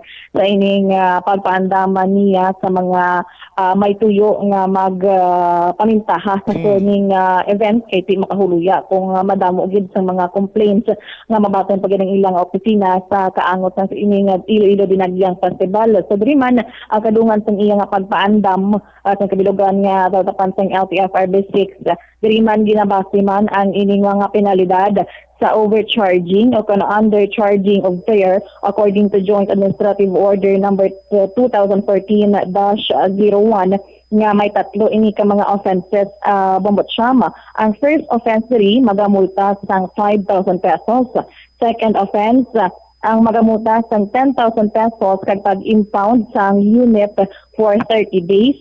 Kag third and subsequent offenses amo ang pagmulta sang 15,000 pesos kag cancellation sang franchise sang ini abi for example sang ining mga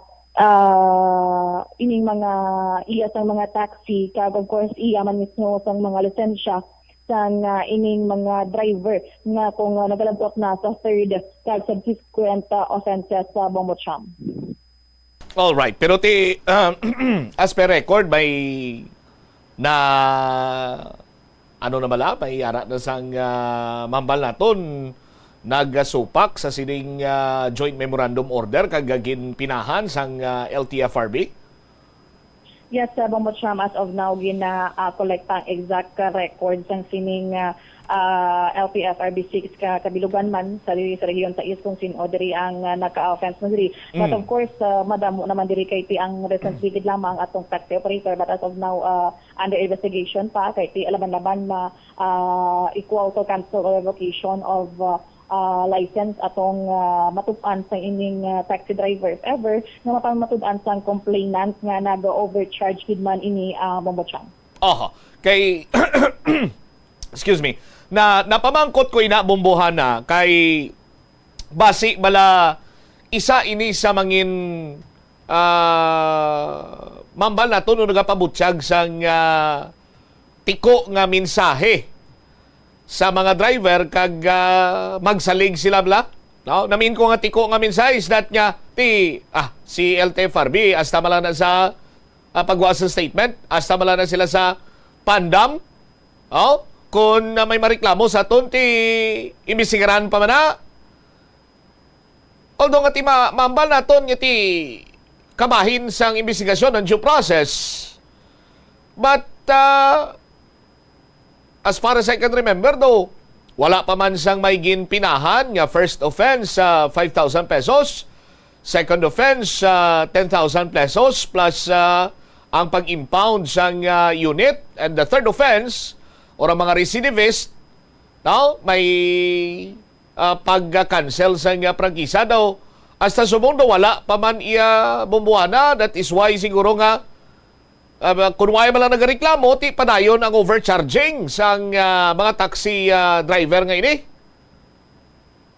Amo gani Bombo Cham ina man nga napamangkot man nato diri if ever kay ang sabat naman diri kung pagati po noon dapat tan-awon ang record, but kung maobserbahan naton kadamo na sang mga nakabayular man sa ini nga layi kay ti aton talang nabaton diri nga sa mga ginapabombo nga segment abi nga ang ining mga truck o kun ining mga modernized jeepney bala nga mga reklamo sa ining mga pasahero kung ano na nagkalatabo didto abi sa ining mga drivers nga nag-overcharging gid man o kun ang mga jeepney traditional jeepney mismo nga ginareklamo nga ti sobra diri ang pagpanakop niya daw wala gid sang dira nga kung nakalabot man sa third offense kag kung may ara gid man nga naka-revoke na o nakakansela na ang ila man diri nga mga prangkisa sa ining layi nga Joint Administrative Order number 2014-01 Bombo Cham. All right. Yes, kag sa dugang mandiri ang relation mandiri sa may public transportation diri sa may siyudad ng Iloilo para sa ining Iloilo Dinagyang Festival 2025 kadungan mandiri nagpaandam ang Land Transportation Office sa Region 6 sa ining mga drivers nga may tuyo pa nga magamaneho sa ilang nga mga salakyan nga nakainom na sa makahulubog nga ilimnon. Kay subong nag-abot na ang ining breath analyzer sa LTO6 kag subong man ang ining pagbutang mismo ni Attorney Gaudioso Gihedospan II, ang Regional Director sa LTO6, ang ining alcohol breath analyzer nga kung sa diin man maka-measure kag makadetermine man sang blood alcohol concentration level sang isa ka tawo. So diri man under ini sa Republic Act number 10586 o kon Anti-Drunk and Drug Driving Act of 2013 nga kasadiin nagapinalidad ini sang mga tawo under influence of alcohol, dangerous drugs, kag similar substances, kag iban pa diri Bombotsama.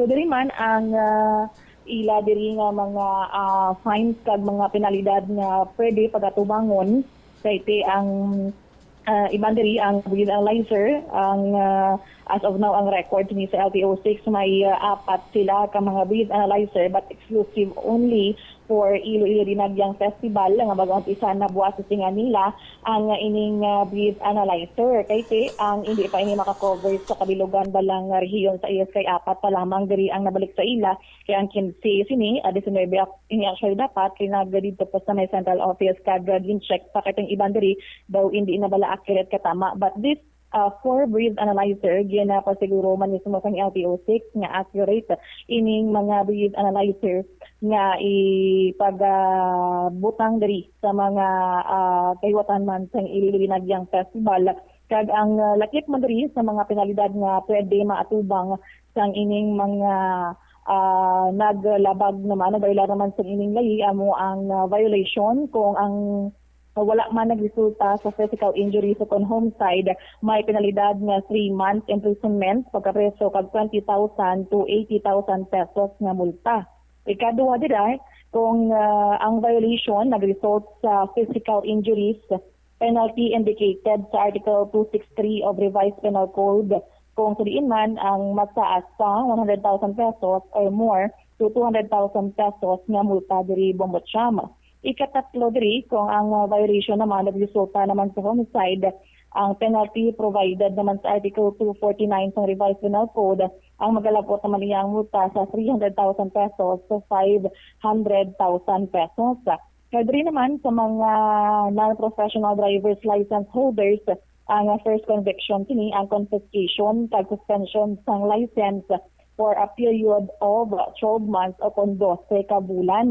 Second conviction naman diri ang revocation sang license kag para naman sa professional driver's license holders ang ila diri nga first conviction ang magaresulta sa confiscation and perpetual revocation. So diri man pamangkot man naton diri sa Attorney Gihedospan kung may mga patigayonon balang mga surprise breath analyzer we ako mga magaplastar ini sila sa checkpoints but as of now kay ti-apat pa lang ini kabilog Bombotsama i-dedicate lamang sa ining mga kung may matabo nga mga road crash pag mga vehicular accident diri sa palibot ng syudad ng Iloilo kaangot sa ining pag-celebrar man sang Iloilo Dinagyang Festival. So natanggit nga mga penalidad ang pwede nila diri mga magapangatubang kag diri man ang as of now ang ila diri nga mga enforcer from LTO6 may polo ini sila kag ginapasigurado nga by 24 hours ma-record kag makaserbe ini sila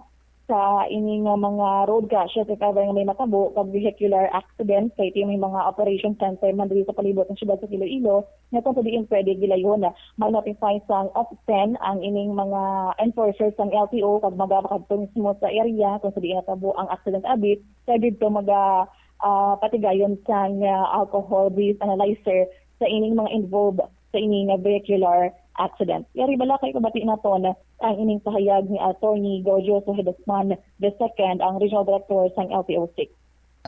Well, sa apat nga nabalik no ang aton sila nga functionality para sa LTO lanay. LTO lanay magamit sini because under the law we need to deputize PNP personnel kagang iban pa nga kailangan ito i-deputize para sa tiyan niya nga mga law enforcement na train niya sa paggamit sini No, so kinahanglan nato i-deputize. So kinahanglan nato additional. So ang apat niya actually sufficient na for our law enforcers to implement.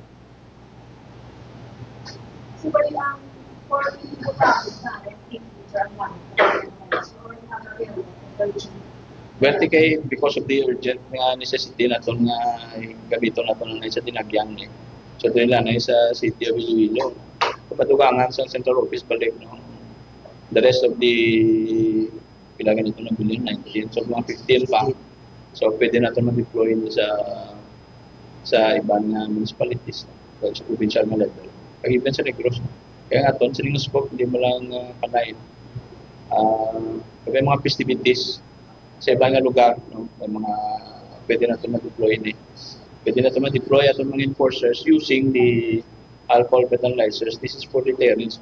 We are the proactive kami ang stand. You prevent before it happens. So kung makita nila nga i-implement na kita sini, mas better na lang hindi na i-avoid na lang nila nga mag-inom. Ga-drive na nagkainom.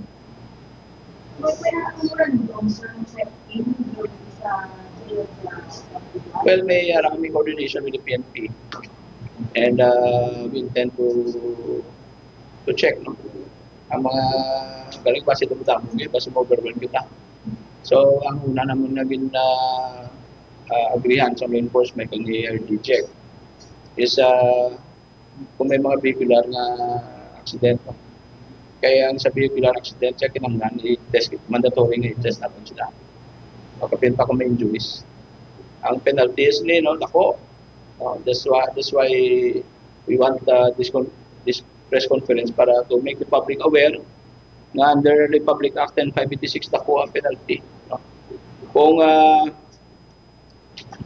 if you were involved in the penalty is if without injuries, may 3 months imprisonment ka and a fine of 20,000 to 80,000.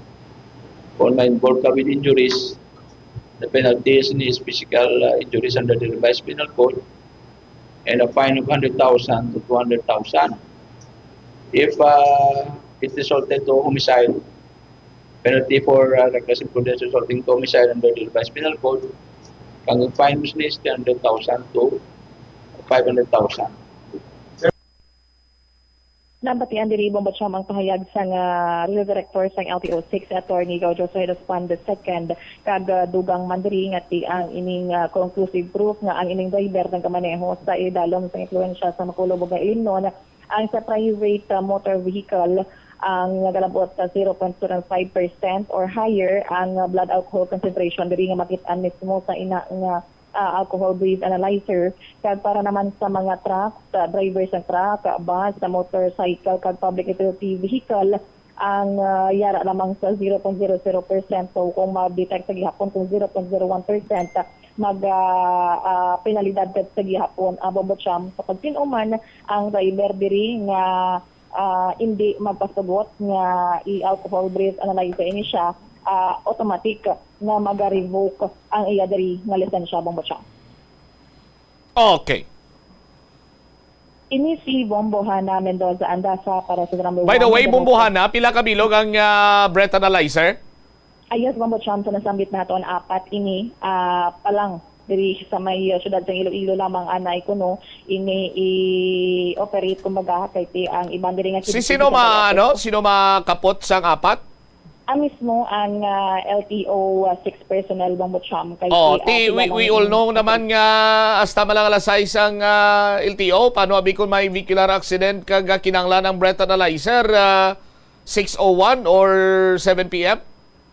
Ayos sa Bombo Cham mo pwede pa kay tinagambal diri man mismo si Attorney Hedos-Pan na for 24 hours kay in coordination man ini sa Philippine National Police nga anytime nga may magatabo nga vehicular accident at tawagan lamang ini sila kag naka-standby man dira nga mag analyzer. So may personnel silang gintask nga magresponde if ever nga mayara sang tawag nagikan sa police abi or traffic investigator.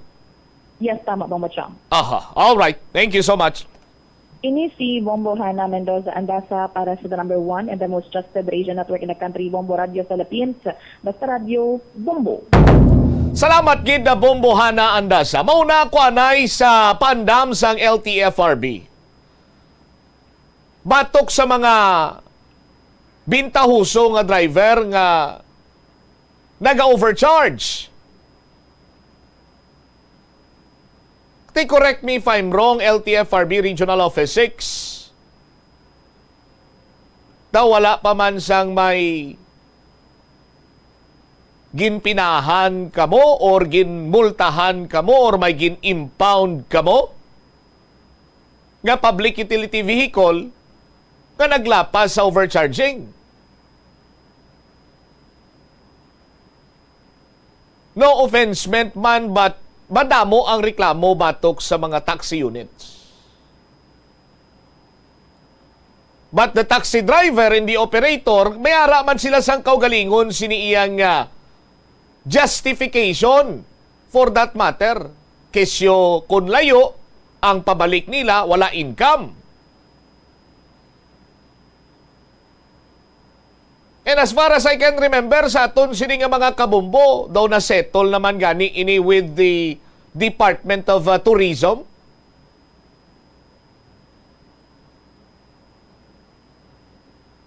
Nga kon out of town ti Metro Hanay gid kita. And other complaints against sa mga taxi units, amo ang madasig nga pagpatak sang ila sining metrohan. Hindi man tanan, pero may ara gid nga ginareklamo before. Subong ti daw, way nakita ka bati isang reklamo, but sa malawig or madugay nga tiyempo, damo nang nagalapas sini sa nagkalain-lain nga pamagi. Ang pamangkot sini may ara kita balasang ginpinahan na, ginmultahan na, gin-impound, ginkasuhan.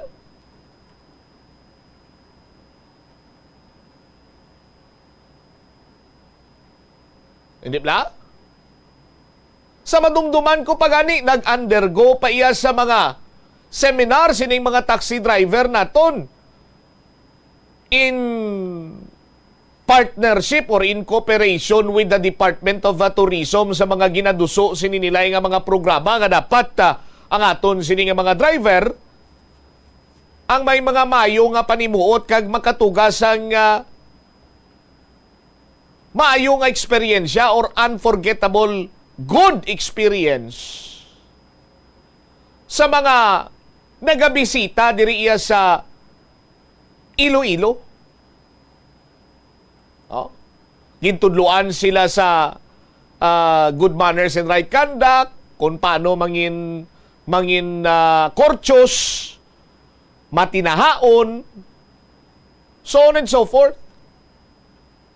And lakip na dira, I do believe sa aton sino makabumbo ang paggamit sang metrohan kag may resibo. Hindi ba?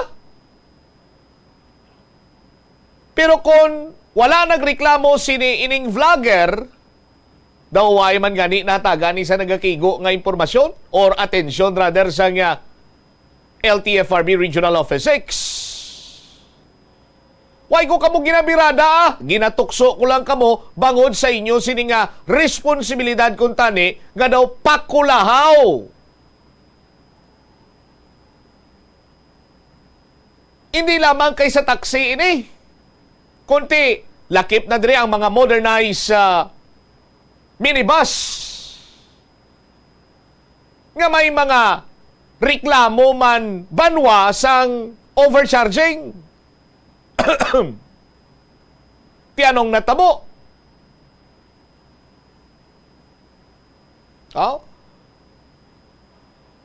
Kung pagkaon lang ang tinaga nga due process,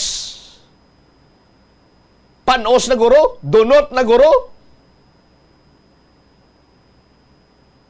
pero hindi naton ina mabaliwala. Ngayon nagkakadapat gid nga kung may complaint, nagakaigo lamang nga imbestigaran ini. Ang pamangkot sunod, ano nang natabo sa pila ka mga complaint nga ginpalabot sa mga commuter, may kang tanan sa overcharging. Sige gyapon ang investigation. Halin pa sa nagligad sini nga tuig, if I recall. Ano nga mga bulan to? Doon nalipat na ako, but may mga previous complaint batok sa overcharging sa mga modernized minibus. Kaya ano to, gumon-gumon ka ginburo nyo lang to, kaupod sa mga opisyalis ang kooperatiba. Same as with sa complaint batok sa pila. Pila ka mga taxi driver nga nagapangontrata. May joint memorandum order na kita, kag ining joint memorandum order naton madugay na ni nag-exister. Amo man sa gyapon ang pamangkot, may complaint, kumusta na ang complaint, ongoing ang investigation, kumusta ang investigation, anong naging resulta sa investigation. That is why nakahambal kita nga kung pagkaon lang due process, panos na ini banwa. Kung ang intapalan man ang due process, donot na ini. Kaya mo man lang ining ginabalibad kag ginakapital, sa mga concerned the government agency such as the Land Transportation Office or Land Transportation Franchising and Regulatory Board, Regional Office 6, sa pag-cater sining mga complaints. Kesyo ginaimbestigaran, motopropyo, due process, so on and so forth. Amo ganin abanwa nga ti, daw amo man ining isa sa mga rason nga nakita naton kung nga apisar nga mayara sang pagsulundan daw kasubo nga why ti sa bungog sang pila ka mga bintahuso nga mga taxi driver.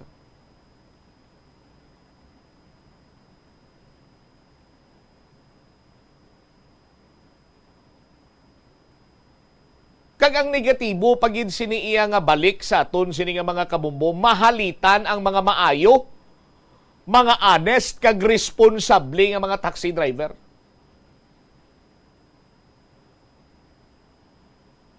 Kay ti sa panulukan sa mga complainants, sa ila siniiya nga paminsaron, duplaryo man lang na sila. Hindi man iya patas kag unfair sa mga maayo, honest, kag responsable nga mga taxi driver nga ti husto ila iya nga pagpangabuhi pinaagi sa pagmaneho sining mga taxi unit. Ti kuntani katungdanan ini sang LTFRB para nga tadlungon ang tiko nga sistema.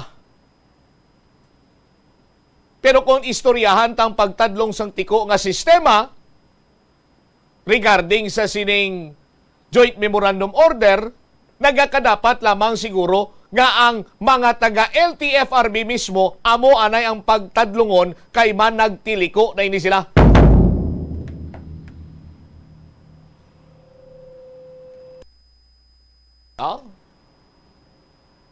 Masubo ang negative feedback kay nagakaulamid ang kadamaan or halos tanan. Hindi lang kay mga taxi driver, mga taxi operator, lakip na diri ang syudad e ang probinsya sa Iloilo. So much better nga kung nagapaandam kita, may iset man kita nga example. Nga mayara sang balasihan, talamdan, kag ginatagaliog man bala ang taxi driver nga ti magpaminsar sang pagpamintaha nga pananglitan nga magreklamo ni sa LTFRB Sus Maria kagusip, one step itip kita dre. Oh, bugto ginang urangos tas dre. Amo kung tani na ang ginalauman naton. Ti kabay pa tindugan man sang LTFRB ni. Oh? Kay kon asta lang kita swakal sa aton sining mga bumbo, ang gwa ta sini, oh? Pabukal lang sa aton sining mga sungad. Oh? Pabukal lang. Pabukal lang sa aton sining mga sungad. Oh? Bisan way nga bukal lang sungad mo kon mayara iya sang matumod sini nga naggalapas sining joint memorandum order kag may pinahan kita dira, may itudlo kita nga implo kuti ginatagaliog man dirang iban hindi na magsunod sa ila. On the other hand, ginakalipay gid sang tagsa-tagsa man siguro sa ato ni kag daw as far as I can remember sakay Attorney Didoy lang nga termino bilang director sang Land Transportation Office, correct me if I'm wrong, nga ma-implementar ining paggamit sang breath analyzer. Kung sa tsimpo ni Director Eric Tabaldo, Director Caminia, sino pa gina ng mga previous director, nagapati kita nga may existing na mga breath analyzer. But kung ma-recall nyo pa, sa mga previous sini nga kaso, sa mga vehicular accident nga may mga nagkalamatay, ang ila sini iya nga rason is that nga paano pa kuno nila ginpa-recalibrate ining mga breath analyzer. Oh? Pero ginakalipay naton karon nga ti sumugod-subong sa tsimpo iya ni Attorney Didoy Hidospan as the Regional Director sa Land Transportation Regional Office 6, maimplementar na ang madugay sini Banwa, no?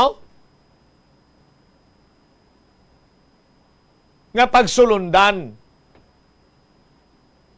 sa aton sini iyang trapiko, laws and regulations, no? Nga tumuron sa tagsa kamayara sang magaluntad sini nga vehicular accident kun bala yara sa idalom sa impluensya sa makaulubog nga ilimnon ang isa iya ka driver. No? Kay iniman ang rason sandig sa pagpropamangkot naton sa mga kilala naton iyang nga mga traffic investigator sa bahin sang Philippine National Police. Amo ning isa sa mga ginabasihan sa paghulag sang kaso, may kang tanan abi karon sa reckless imprudence resulting to physical injuries, reckless imprudence resulting to homicide, kag iban pa gamit ang motorized vehicle. Kay suno pagani sa isa iya ka traffic investigator nga kilala ko nga nag-istorya sa akon sinya Bumbutsaon.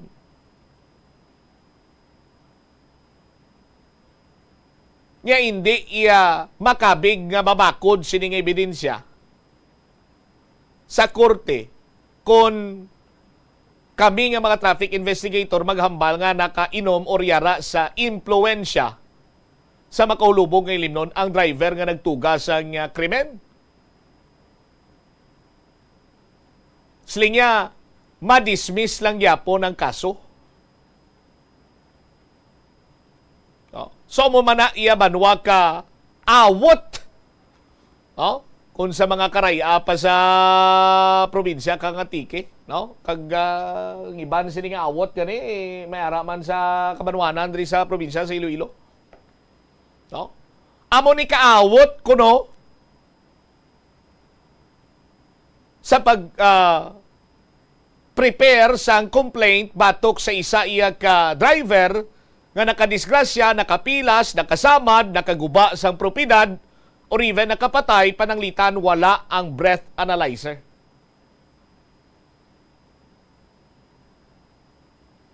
So hamakon yung sinabanwa. Madamo sang naigo na lamang iya sa husay. Settlement.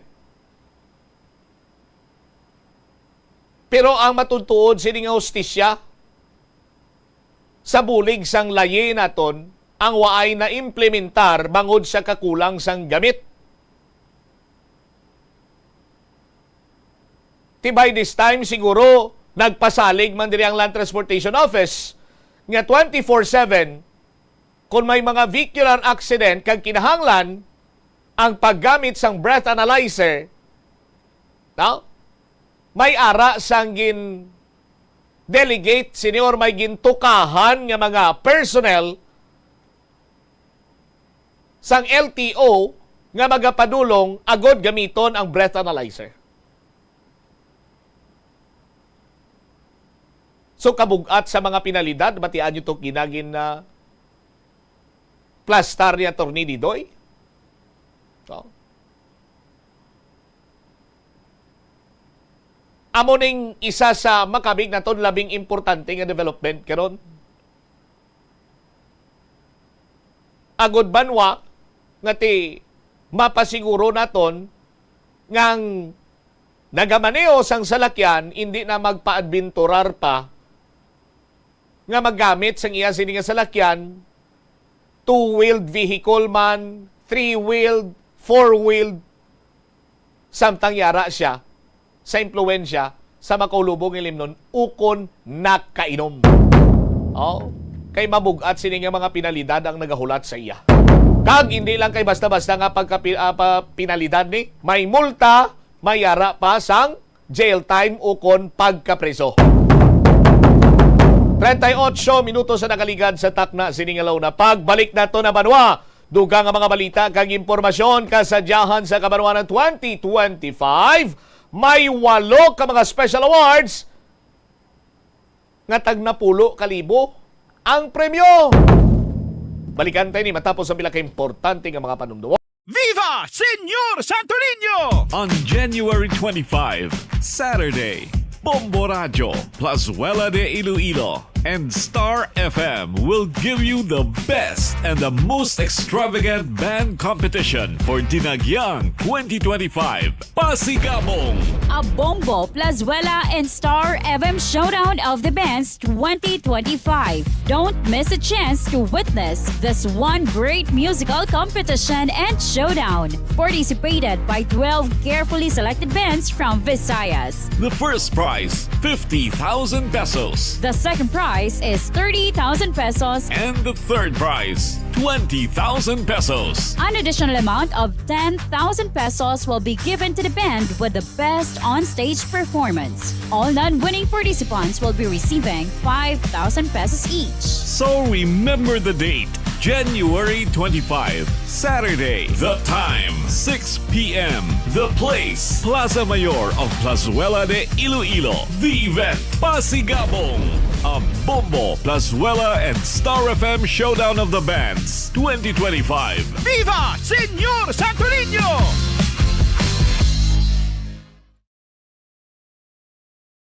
The Farmers Bazaar, your traditional public market with the touch of Plazuela Dos, ang isa ka lugar nga gintukod sa tion kag sa kasagsagan sa COVID-19 pandemic nga may tinutuyo nga maghatag sa imo sang safe marketing experience. Subong nga ang COVID-19 hindi na gid man dako nga pamahog kag nagapakadto na kita sa next normal. Rest assured nga ang Farmers Bazaar will further evolve agud yung magpadayon sa paghatag sa inyo sing satisfying marketing experience. The Farmers Bazaar. Sa lower level, tara na pahamtang ang fish, poultry, kag meat section para naman sa inyo mga kinahanglanon nga prutas, utan kag iban pa, magbisita sa upper level, pinaagi sa paggamit sa hagdanan o kon sa pagkadto direkta sa parking lot. The Farmers Bazaar, your traditional public market with a touch of Plazuela Dos.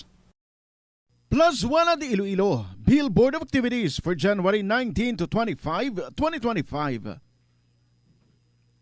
Sa ining weekend, 4 of the best bands sang panay ang natalana nga maghatag sa inyo sang Dinagyang Fever sa Enero 24, Biyernes, kag sa Enero 26, Domingo, sa Dinagyang Concert at the Plaza and Food Festival 2025. Magasugod alas 5:30 sa hapon. 12 carefully screened bands halin sa Visayas ang magakompete para sa 50,000 pesos nga grand prize in the most extravagant and the best musical contest sa sininga dinagyang sa Pasigabong, Abombo, Plazuela, and Star FM Showdown of the Bands 2025. Kicking off alas 6 ang gabi sa Enero 25, Sabado. Sa Enero 26, Domingo, ginaagnang tanan nga mangin kabahin sa Eucharistic celebration nga pagkahiwaton sa The Bridge o kon El Puente sa among adlaw alas 11 sang aga. Sa tion sang Holy Mass, magpangamuyo kita sa Ginoo nga hatagan niya kita sa needed grace and strength agud atubangon ang mga challenges sang tuig 2025. Plus wala di Iloilo. We remain to be one with you in the common hope for a better community and a progressive country in 2025.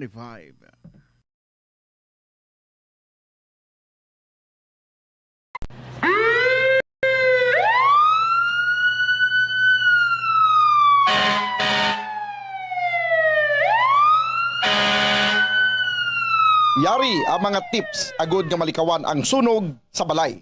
Ini pagpabayaan ang kusina samtang nagaluto. Kung kinahanglan nga magbiya sa kusina, siguruhon nga may mabantay sang pagkaon nga imo ginaluto bangod sinigundos lang ang pag-ibwal sang kalayo. Taguon ang anuman nga flammable products sa husto nga lugar. Ang household cleaners, kag items kaangay isang hairspray o kung shaving cream, ang delikado kung i-expose sila sa source of heat. Ibutang ang mga ini sa cool area. I-maintain ang mga wires antes magsaksak sa sakit. Sikyaron nga walay ni sang kinagtan sa ang ido o kung iban nga sapat ilabi na kung ikaw ang may hinuptanan. Kung may damaged wire, isla nini sa gilayon. Siguruhon man nga may yara sang fire extinguisher o kung fire blanket sa balay. Dapat man nga nakaibalo ang tanan nga family member magamit sang fire extinguisher agud mapalong inigilayon.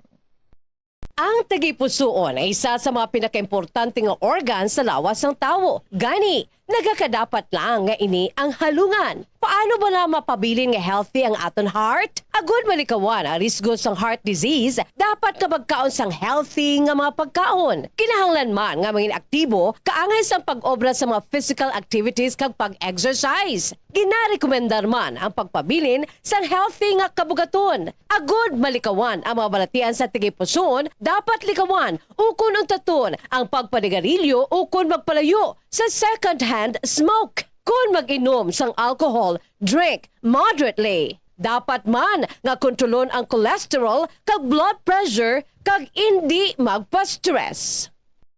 Tumalagsahon nga madula ang kanon sa lamisa sa mga Asian countries, particular na ang Pilipinas, halin sa pamahaw, panyaga, kag panyapon, bangod ang iban nagakaon sang tinapay. Ang pagpili sa tunga sang kanon kag tinapay ang nakadepende sa imo nga nutritional goals. Ang kanon ang makahatag sang mas madamo nga bitamina kag minerals, apang ang tinapay naman ang may manubo nga calories kag carbohydrates. Ang mga tawo nga nagakaon sang mas manubo nga whole grains ang mas may manubo nga bugat kag manubo nga blood sugar kag cholesterol levels. Sang sa mga tawo nga nagakonsume sang jutay nga whole grains. Kung luyag mo naman nga limitahan ang calories o kon carbohydrates, ang tinapay ang pinakamaayo nga choice sang sa kanon. Ang tunga sa baso sang brown rice ang nagaunod sang 108 calories, 3 grams sang protein, 1 gram fat, kag 22 grams sang carbohydrates. Samtang ang isa ka slice sang whole wheat bread ang nagaunod sang 69 calories, 4 grams sang protein, 1 gram fat, kag 12 grams sang carbohydrates. Paano mo balagi na tinluan kag ginatago ang imo toothbrush? Ginarekomendar sang American Dental Association nga pagkatapos magbrush sang ngipon, bunlawan ini sang maayo agud nga makakasang tanan nga residue. I-shake agud nga mataktak ang sobra nga tubig kag taguon nga nagatindog. Hindi flat o kung nagahigda kag wala nagatupad sa iban nga toothbrush. Mas ginarekomendar man sini nga taguon ang toothbrush sa open nga lugar, agud nga mahanginan kag mainitan agud nga magmalas sang natural antes nimo gamiton pagkasunod nga adlaw. Ang moist environment abi kaangay sang closed container ang sahugid nga tubuan sa mga microorganisms. Labaw sa tanan, hindi pagibuta ang toothbrush sa sulod sang toilet. Kung gamay ng imo toilet kag makusog ang flusher, ang toilet water ang delikado para sa imo toothbrush bangod sa lang ini nga malapot sang agsik sang tubig. Santo sa pagtuon, ang microorganisms halin sa toilet ang sarang nga magtumbo sang 2.7 feet to 6 feet. Gani sarang nga malabot ang imo toothbrush kag masulod sa imo ba ang higo. Ginarekomendar man sa American Dental Association nga isla ng toothbrush kada 3 ka bulan. Madamo ang nanamian magkaon sang instant noodles bangod sa convenient inilutoon, barato kag manamit. Apang nakaibalo bala ikaw nga madamo ini sang matugang nga risgo sa ikaayong lawas? Ang instant noodles ang may mataas nga sodium nga hindi maayo kung masubrahan. Isa sa pinakadako nga contributor sa dietary sodium intake amo ang mga processed food lakip na ang instant noodles. Nagaunod man ini sang MSG nga naangot sa mga sintomas kaangay sang pagsakit sang ulo, nausea, high blood pressure, pagpalangluya, chest pain kag heart palpitation. Manubo man ang fiber kag protein sa instant noodles nga hindi maayo nga option sa mga luyag magpabuhin sang kabugaton. Ang masami nga pagkaon sang instant noodles ang nagapasaka sa risgo sa pagdevelop sa metabolic syndrome. Isa ka kondisyon nga nagapataas ang risgo para sa heart disease, diabetes kag stroke. Stress ka bala kag kinahanglan mo sang break? Ang pagsaka sa bukid ang makabulig agud madula ang stress apang nakahibalo ka bala nga magluwas sa mental health, maayo manini para sa lawas. Ang hiking isa ka cardio workout nga makapanubo sang risgo sang heart disease. Makabulig manini sa pag-improve sang blood pressure kag blood sugar levels. Ang pagsaka sa bukid ang makaboost man sang density bangod ang paglakat, ang isa ka weight bearing exercise. Magluwas diri nagahatag manini sang kusog sa glutes, quadriceps, hamstrings kag muscle sa hawak kag tiil sang isa ka tawo. Nagapa-improve man ini sang balance, nagapakusog sang core, kag nagabulig agud makontrol sang isa ka tawo ang iya kabugaton. Nagapanami man ini sang modo bangod ang pagsaka sa bukid ang may positibo nga impact sa pag-combat sa mga sintomas sang stress kag anxiety.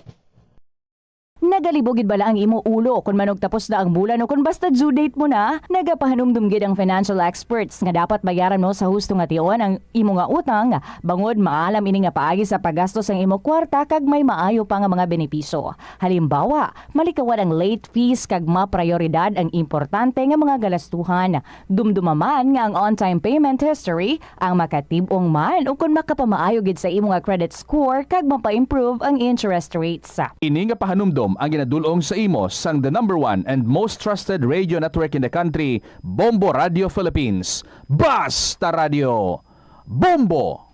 Agud makalikaw sa food poisoning o kung paglain sang tiyan, sundo ng ining mga pahanumdom sa pagpreparar sa mga pagkaon kag ilimnon. Manghugas ang kamot kag ipabili ng katinlo antes kag pagkatapos ang paghimos. Kung nagamasakit, likawan ang pagpreparar sang pagkaon para sa iban. Siguraduhon nga naluto sang husto ang pagkaon. Kung mahimo, kauno ng pagkaon samtang mainit pa. Siguraduhon ang katinlo sang pagkaon agud ang selebrasyon mangin mas malipayon. Ang simple nga paghusay sang buhok ang may pila ka maayo nga benepisyo sa lawas. Sunod kay Arthi Ragurama, founder sang Dega Organics nga nagaproduce ng handmade bath kag body products sa New Delhi, India. Ang mga tawo nga may dry hair, ang masami hindi mahilig nga maghusay sang buhok bangod sa kahangawa sang hair fall. Apang, ang masami nga paghusay sang buhok ang makabulig sa blood circulation sa aton nga scalp. Naga-nourish man ini sang hair roots, naga-promote sang growth, kay nagabulig man agod nga malikawan ang hair loss. Kung ikaw isa ka chess lover, yaring pila ka brain benefit sa paghampang sini. Kag kung wala ka nagahampang sini, umpisahin na.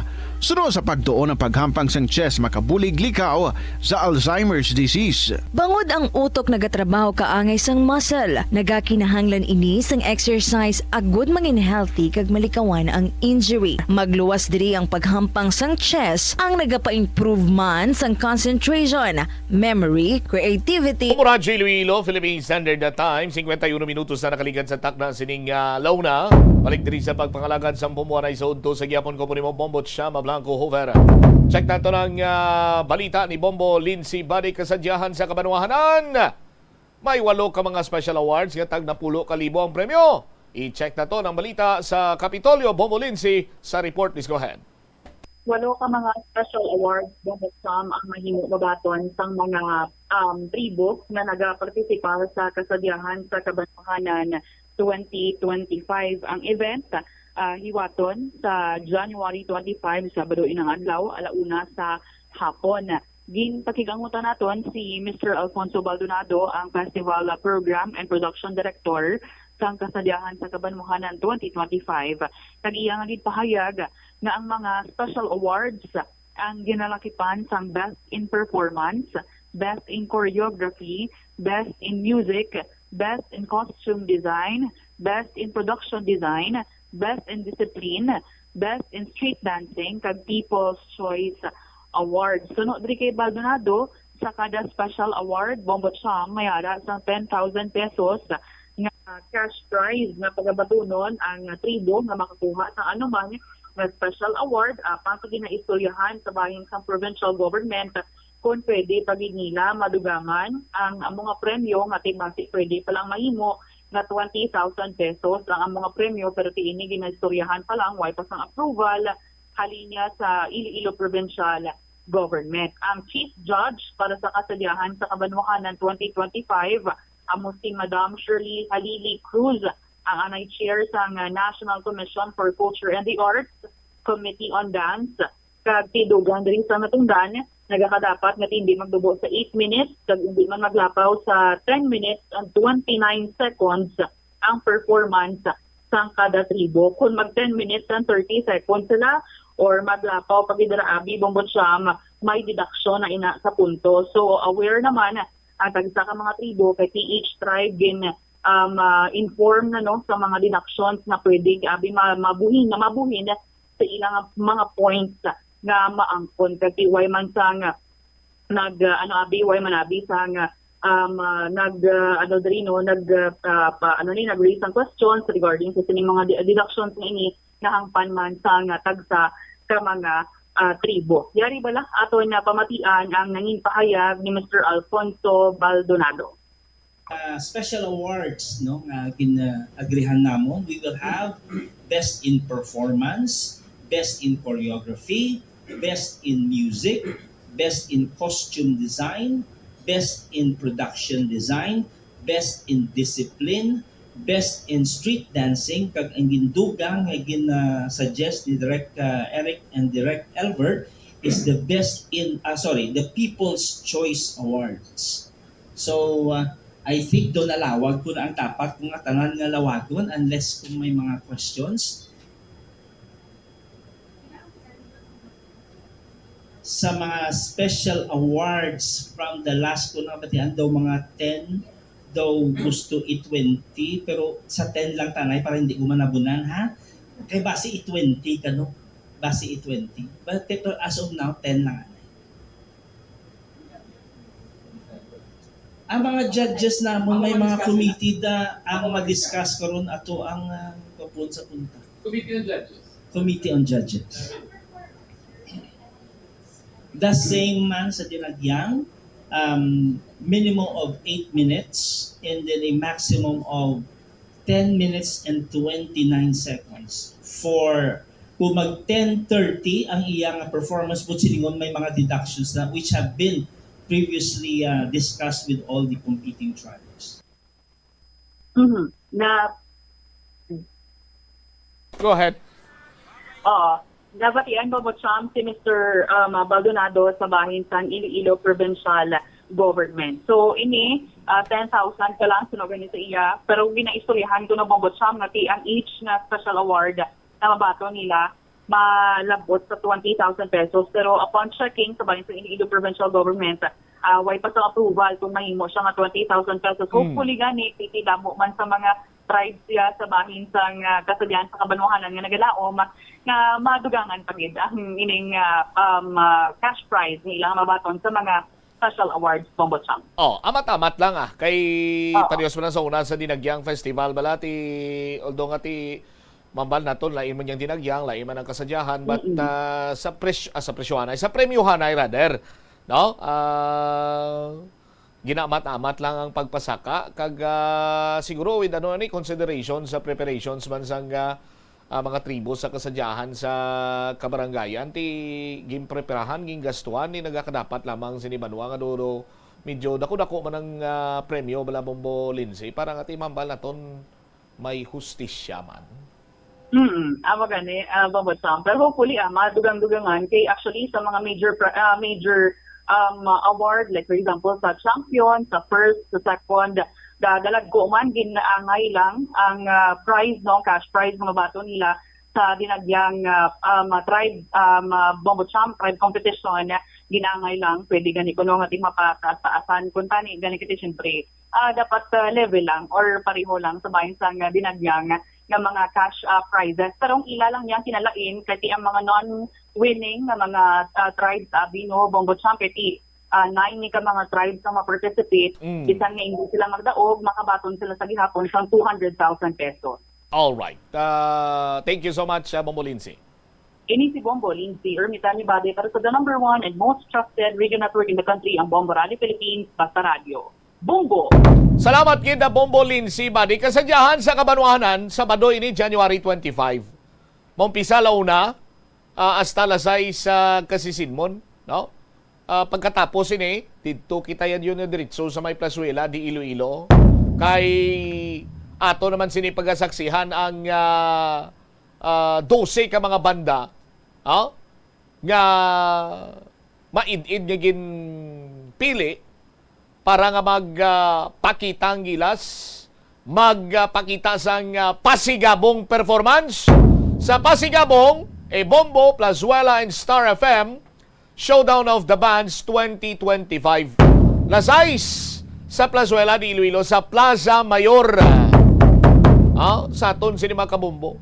Matawhay, maka-enjoy, makapwisto ka sang Mayo, kagang pinaka-importante gid sa tanan.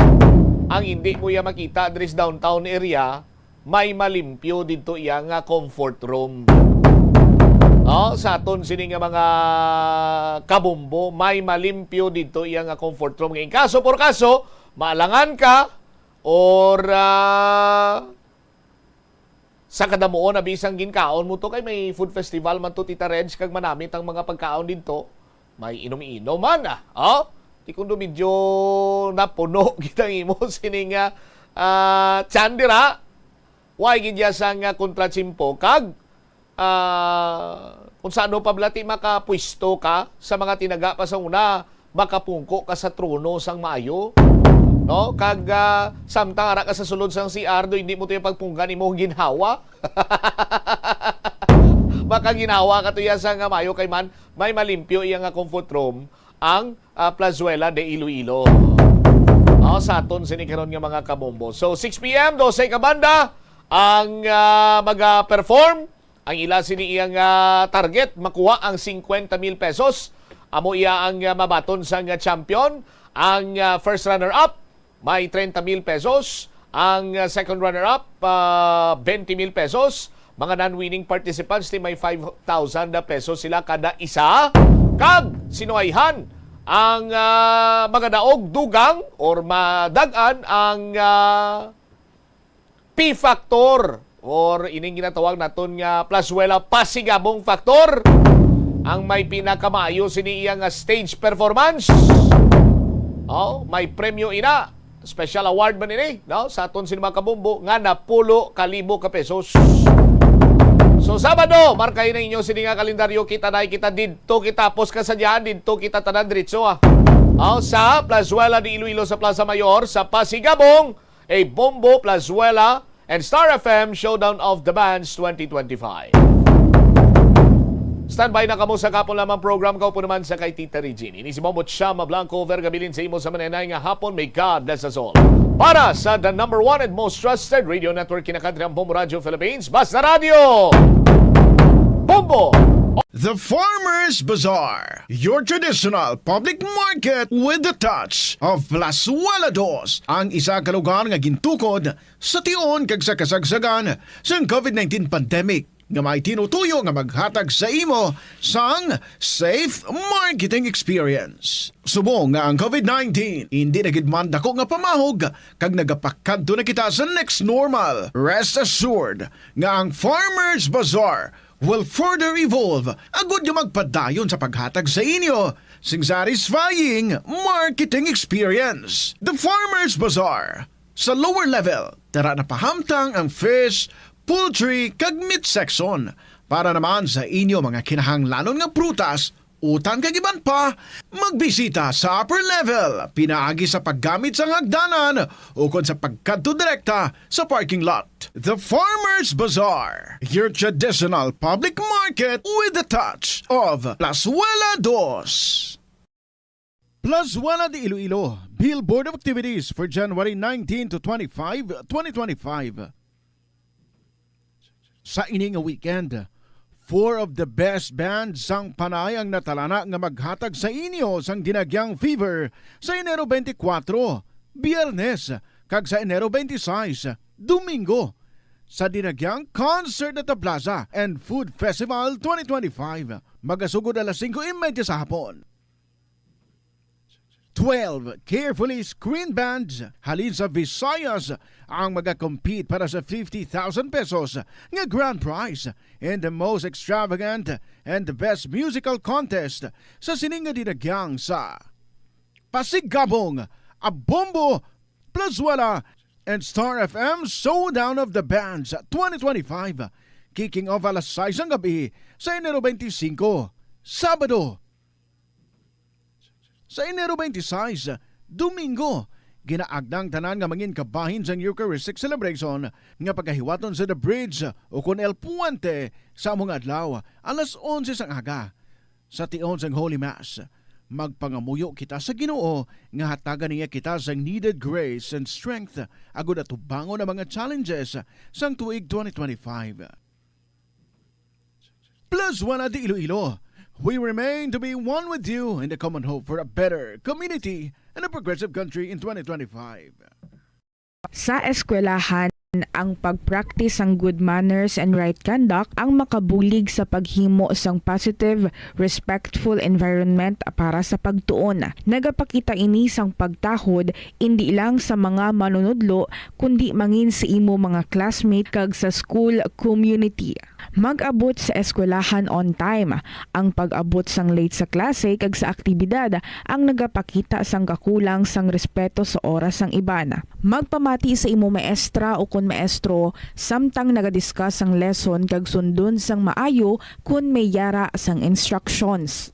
Tawgon nga ma'am o kun sir ang imo teacher o kun staff. Kun may pamangkot, ibayaw ang kamot, agud mahatagan ikaw sang kahigayunan nga makasabat. Maggamit sang please, thank you kag excuse me kung nagaistorya sa imo classmate o kung sino man ang imo ginaatubang. Likawan ang pagpanunlog, pagbuli o kung pagpanginsulto. Mangin maayo kag may respeto sa isig kapareho. Mangin matinlo sa classroom kag school grounds. Ibutang sa basurahan ang basura kag indi pag-ihaboy sa bisan diin lang ilabi na sa sulod sang classroom. Respetohon ang propiedad sang eskwelahan. Halungan ang mga libro kag supplies kag likawan ang mangguba sang pagabutang nga wala mo ginapanag-iyahan. Mangin focus sa pagtuon kag likawan ang pag-istoryahan na isang classmate samtang nagadiscuss ang imo maestra o kun maestro sang inyo nga lesson. Likawan ang cheating. Masami nga kompletohon ang assignments kag test nga wala nagapangopya sa hinimuan sang iban. Yari ang mga simple nga paagi agon makakinot sang tubig. magpamunyag lang sang tanom kon ginakinahanglan kag nagakadapat. Magtala na sang adlaw kag oras ang pagpamunyag sa mga tanom kag sundon ini. Bunyagan sa makaisa lang ang mga tanom sa sinang adlaw. Antes maglas 9 sa aga ang mas nagakabagay nga oras sa pagpamunyag, agod nga mas makapanalupsop ini sa mga gamot kag mangin available sa bilog nga adlaw. Mas nanamian bala ikaw magtuon sa balay ipaanggid sa eskwelahan nga madamo ang tawo? Isa ka panugyan para epektibo ang pagtuon sa balay, amo ang pagpangita sa designated area agud nga matiniran kung ikaw nagasulat, nagabasa o kung nag-review. Pwede man nga lamesa sa kusina o kung sa desk sa sang inyo nga balay, pero hindi gid maghigda sa imo nga katre samtang nagatuon. Inibagod nagakatemtar gid ikaw nga magpiyong-piyong, tubtub nga dalayo na ikaw nga matulugan. Siguraduha man nga malimpyo kag organisado ang lugar nga imo ginatun-an. Ini nga pahanumdom ang ginadulong sa imo sang the number 1 and most trusted radio network in the country, Bombo Radio Philippines. Basta Radio Bombo! Umpisa sang pandemya nangin mas conscious na ang mga tao sa personal hygiene bilang kabahina sang COVID-19 prevention. Apang magluwas sa COVID-19, madamo pa sang iban nga germs kag virus ang kinahanglan likawan agud indi mag-angkon sang sakit. Yari mga proper hygiene practices nga dapat muhimuon agud maligawan ang nagkalailain nga sahay isang balatian. Insakto nga paghugas sang kamot, pagpaligo adlaw-adlaw, pagpabilin sang good oral hygiene, pagsunod sa cough and colds etiquette. Help is available. Pinaagi sa pag-istorya, paghatag sang suporta, kag direkta nga bulig sa nagakinahanglan, mahimo mo gid nga mapunggan ang suicide kag makasalbar sang kabuhi. Santo sa World Health Organization, ang suicide ang fourth leading cause of death sa mga kabataan nagaedad 15 to 19 anyos. Kung ikaw o kung may kilala nga nagasuprer sa depresyon, mahimo nga mag-contact sa National Center for Mental Health Crisis Hotline sa numero 0966 351-4512. Kung kaisa, bangod sa imo nga kaakig, stress kag disappointment sa kabuhi, nagadesisyon kamo nga wala ninyo ginapalibugan kag ginapadalman. Gani likawi nga maghimo sang desisyon kung ikaw ang akig. Hatagi sang oras ang imo nga kaugalingon, bangod ang imo nga first idea ang hindi mo man kung kaisa makabig nga best idea. Makabulig man nga magpangayo sang perspektibo sa ibang nga tawo, ilabi na kung siya ang nagapangatubang man sang kaangay nga sitwasyon sa ilang nga kabuhi. Kung ang desisyon nga imo ginhimo ang wala langin madalagon, hindi napagbasulon ang kaugalingon. Naga-subscribe bala ikaw sa mga serbisyo nga wala mo man ginagamit? Halimbawa, ang balayran mo na bala para nga makalantaw ikaw sang movies, pero sa tuod lang, wala naman ikaw tiyempo nga maglantaw sini. Hapos lang lipatan ang bulanan nga mga subscription sa streaming services kag mobile apps, kag wala ka lang nakadipara, ma-charge na ini sa imo nga bank account bisan nga wala mo man regular nga ginagamit. I-review gid ang imo nga ginagastuhan sa mga charges kaangay sini, kag ikonsiderar man ang pagkanselar sa mga hindi kinahanglanon nga mga subscription agod nga mas magamit mo ang imo kwarta sa mas kinahanglanon nga mga butang. Ini nga pahanumdom ang ginadulong sa imo sang the number 1 and most trusted radio network in the country, Bombo Radio Philippines. Basta Radio Bombo! Yari ang mga household level fire safety measures nga dapat tandaan agud makalikaw sa sunog sa balay. Hindi magbutang o kung magtipon sang flammable substance o kung chemical nga makatugas ang sunog sa kusina o kung sa sulod sang balay. Ipalayo man sa mga kabataan ang pospro kag lighters. Patya ang kalayo kag baga matapos ang pagluto sa kusina. Siguraduhon nga wala nagasungaw kag pirmi limpyuhan ang mga kerosene kag gas stoves. Tandaan, ang paglikaw sa sunog sa sulod sa balay, responsibilidad sang bilog nga pamilya. Nakahibalo ka bala nga ang color ang makaapekto sang imo nga modo? Santo sa pagtuon sang American Home Shield, mayara sang correlation ang color kag mood. Kaangay sang pula nga nagapataas ang blood pressure kag heart rate. Apang mas maayo ang duag nga pula kunyara ini sa kusina, bangod mas nagapagana ini sa pagkaon. Ang shades nga blue kag green ang ginaabiso sa mga psychologist nga nagakadapat yara sa sulod sang imo kwarto, bangod ini naga. Ito ang Bombo Radio Philippines. Fully digitalized. Numero 1 sa balita, komentaryo, drama at serbisyo publiko. Bombo Radio Philippines. Bombo Radio Philippines. Ang inyong number 1 at most trusted radio network in the country. Basta Radio Bombo! Hello and good afternoon good sa inyo mga kabombo. Welcome sa kahapon lamang program Beautiful Wednesday, January 22, 2025. Ini si Tita Regine, ang inyong mangin kaupod, tubtub alas 3 sa sininga hapon. Welcome diri sa kahapon lamang program. Welcome man diri sa syudad sang Iloilo ang aton nga mga bisita who are going to witness Dinagang Festival 2025. The frenzy is now ongoing. The heat is on diri sa syudad sang Iloilo. Gani, salamat gid sa mga nag-tune in dira sa aton, mga bisita nato nagikan pa sa mga nagkalain-lain nga mga lugar. Hello gid dira sa inyo. Kasi gusto niyo man ha. Magbilin sa inyong mga istorya, inyong mga experiences diri sa inyong pagkadto diri para nga maglingaw-lingaw sa Dinagang Festival. Pwedeng gid mag-join diri sa kahapon lamang program. Paki-email lang sa mga bisita man or hindi mga bisita pero may ara sa mga istorya, paki-email ang inyong mga istorya diri sa bombo_iloilo@bomboradio.info or pwede man kung gisulat ninyo ipadala nyo lang sa kahapon lamang program DYFM, Bombo Radio Iloilo, Sky City Tower, Mapa Street, Iloilo City. It's 11 minutes after 2 o'clock. Hello, good afternoon sa aton nga mga suki, nga mga tagpalamati, mga KLP lovers naton dira. Ang aton man nga mga contributors nagikan sa abroad kag sa mga nagkalain-lain nga bangin sang Pilipinas. Salamat. Salamat sa liwat for always being there. Ari na ang ating ambahanon para sa inyo sa sining hapon from Jonel Gadin. Be welcomed with a song, Bilanggo. Mayong hapon.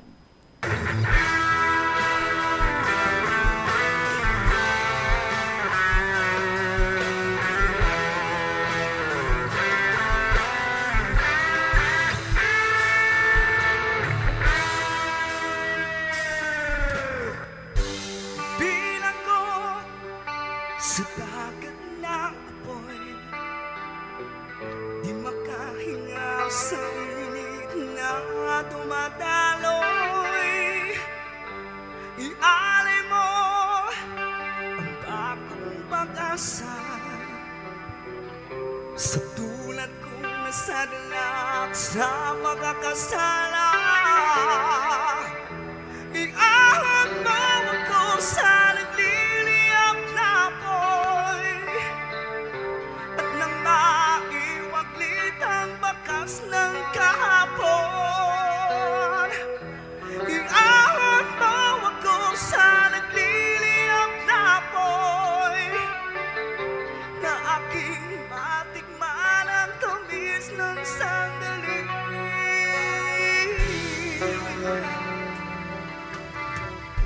Litong-lito sa nakakapiningan, di makatawid sa malawak na lagusan. Ialay mo ang bagong pag-asa sa tulad kong nasadlak sa pagkakasala. Iahon mo ako sa nagliliyap na apoy at nang makiwaglit ang bakas ng kahapon. Iahon mo ako sa nagliliyap na apoy na aking matikman ang tamis ng sandali. Di ko man tanaw ang liwanag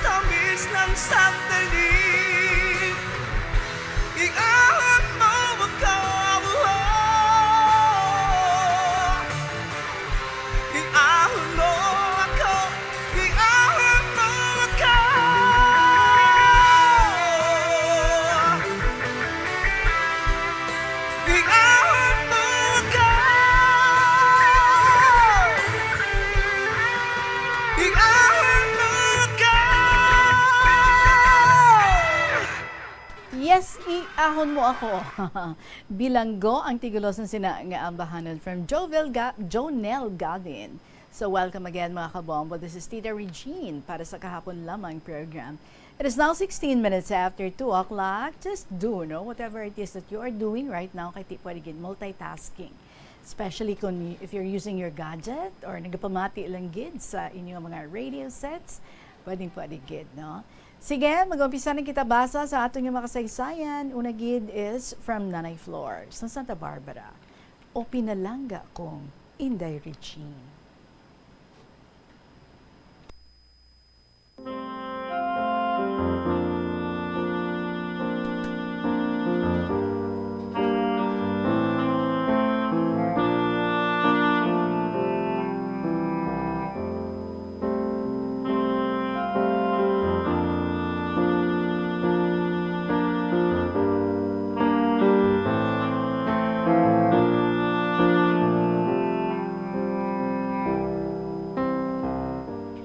Kabay nga sa pagbasa mo sining akong sulat, yara ka sa maayong lawas, kag wala ka gid sa sablag. Inday Regine, suguran kong pagsaysay. Ini nga akong sulat, iya ini sang ikaapat ko nga bata. Tawgon ta lang kay Neneng. Ining si Neneng, naga-eskwela sa Zamboanga. Naga-estar ini sa abogado, nga siya ang nagagasto. Hasta tani, nga makatapos ini siya. Ibalik ko Inday, sang paghalin niya diri sa balay, may nobyo siya. Kag diri nagadayon sa balay, kay man security guard, kag nagaboard diri sa balay. Bilang may hinambalan sila nga duha, nga kung makatapos gani siya, mapakasal sila nga duha. Inday Regine, isa ka tuig siya, didto nga nagatuon. May malain nga natabo sa iya kabuhi.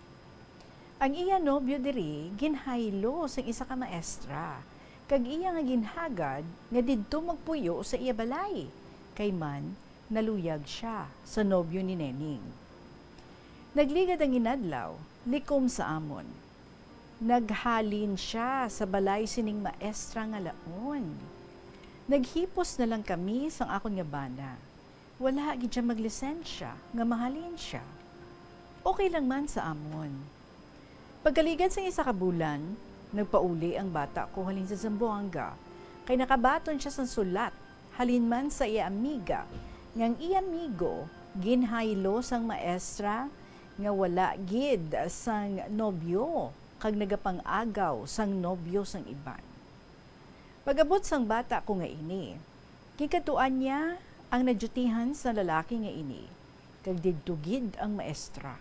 Kag dayon niya sumbagon, kag sipaon, kag idason man ang lalaki, nga tawgon ta lang kay Indo. Kag wala sang aputan si Indo, kung sino ang iya nga dakpon. Abaw Inday, nagahilibion ang bata ko. May nagsugat sa akon sa balay, nga kaduan ko ang bata ko, kay tama gid ang pamuyayaw niya kay Indo, nga magsiling, nga maluib ikaw, wala ka sa hinambalan nga traidor ka nga klase sang tawo. Dayon ko siya dapiton, kag magpauli sa balay, kay malapit man lang ang antad sang balay. Abaw, Inday Regine, pagkaaga sina. Ginpasunaan niya si Neneng, kag nagatubangay sila, kag iyagid ginpapreso si Neneng. Pero, nagaupo dayon ang piyansa 1,000. Inday, ginbayaran dayon para nga hindi magsulod sa presuhan si Neneng. May hearing. Sa first nga hearing, wala kami sang abogado. Sa second hearing, wala paghihapon mag-appear ang amon abogado. Sa third hearing, amo ang pag-attend sang amon nga abogado. Siling sang abogado, dalaan ninyo sa barangay ninyo, kag didto kamo mag-areglohanay. Nagatubangay naman kami sa barangay, kag nagsiling ang maestra nga magbayad kami sang 1,000 pesos. Siling sang kapitan, handua lang ninyo. Sige ang sukot niya sa amon, pero siling namon, wala kami kwarta. Sang nagdugay, nadula na, kay wala na pagsukot sa amon, kay natak-an sa gisukot. Sa parte naman sa kay Neneng, sige ang preparar sang kwarta nga inugpa-enroll niya, kay man isa pa katuig ang iya nga talapuson sa kurso nga radio operator tani. Sige ang pa-chainsaw namon sa amon kahoy kag ibaligya para sa tuition sa eskwelahan. Indaya abi namon sa bana ko, tapos na ang problema. Gali, sobra pa ang nagbulos. Wala gid kami magpensar. Nga sige pa ang lain sang buot ni Neneng kay permi siya nagahilibion. Inday, may panulay naman nga umabot sa amon pangabuhi. May tawo nga liwat naghatag sang problema, sang amon tani malinong na nga pagpangabuhi. May security guard naman liwat nga nagpangaluyag kay Neneng. O kung ginhambal niya si Neneng, nga mga sawa siya kay Neneng. Abaw inday, likom sa amon, ginbaton dayon niya.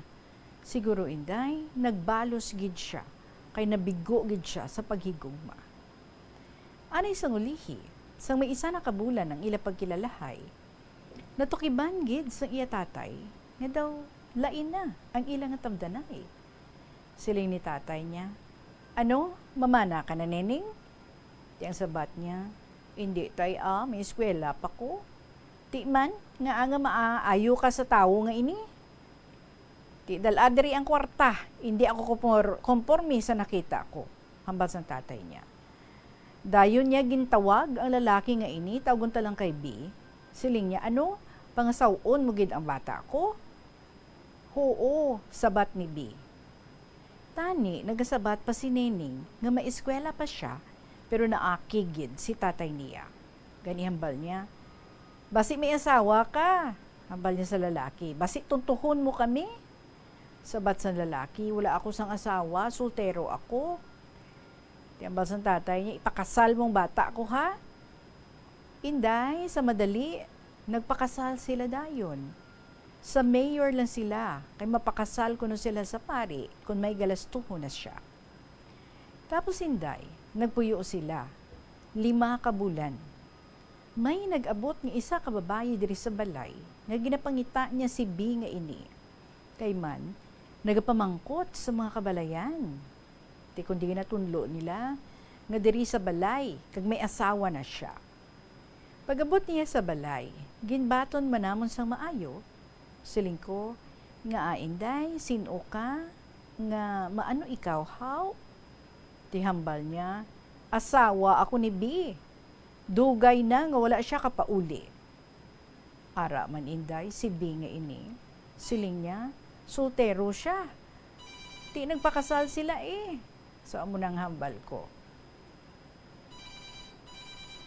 Siling sang bana ko, ta, lakat, sunda ang asawa mo. Kung partis ang akon bata, saguron ko, kay nagabusong na siya. Siling ni B sa iya nga asawa. Pauli ka, hindi ako magbalik sa imo. Wala ka pagpati sa akon. Nag-away sila inday. Nagapamati lang kami sang akon bana. Ginasugo namon nga pag mag-upod na lang sa iya asawa, magpauli. Pero hindi gid siya. Naghilibion ng babae, kag nagpauli siya. Pagkaaga, siling sang iya asawa, mag-andam ka lang, kay balusan ko gid ikaw. Pagadason nga adlaw, inday nagpalayo ang bata ko, upod sila ni B palayo. Ang asawa niya, way na makabalik, naglain gid ang iya buot sa iya nga bana. Pagaligad sa 2 ka tuig, 2 na ang ilang nga bata. Nagpauli sila sa balay. Primero, maayo man ang ilang pag-asawahay. Didto sila nangabuhi sa lugar sa lalaki, binukid, kag malayo sa banwa. Sa nakabata sila, 5 kabilog, nag-abot ang trahedya sa ilang pagpangabuhi. Tama gid kabudlay. Nagmasakit ang bata ko nga hindi na makakilala sa amon. May bata siya nga 8 ka bulan. Nabughat siya kag wala gid makapahilot halin sang pagbata niya. Sinakaan sang hangin ang ulo niya kag buang gid ang iya sitwasyon.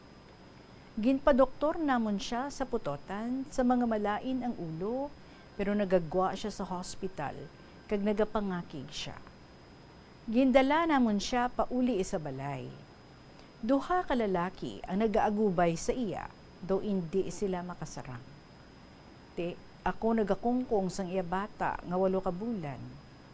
Ginpatanaw namon sa serwano, ginihawan sang itom nga baboy, kuno ginhalitan sang taglugar. Inday wala man mag-ayo, hasta subong. Tama gid ang amon niya pag-antos. Nahadlok siya sa mga motor, mga airplanes nga nagalupad.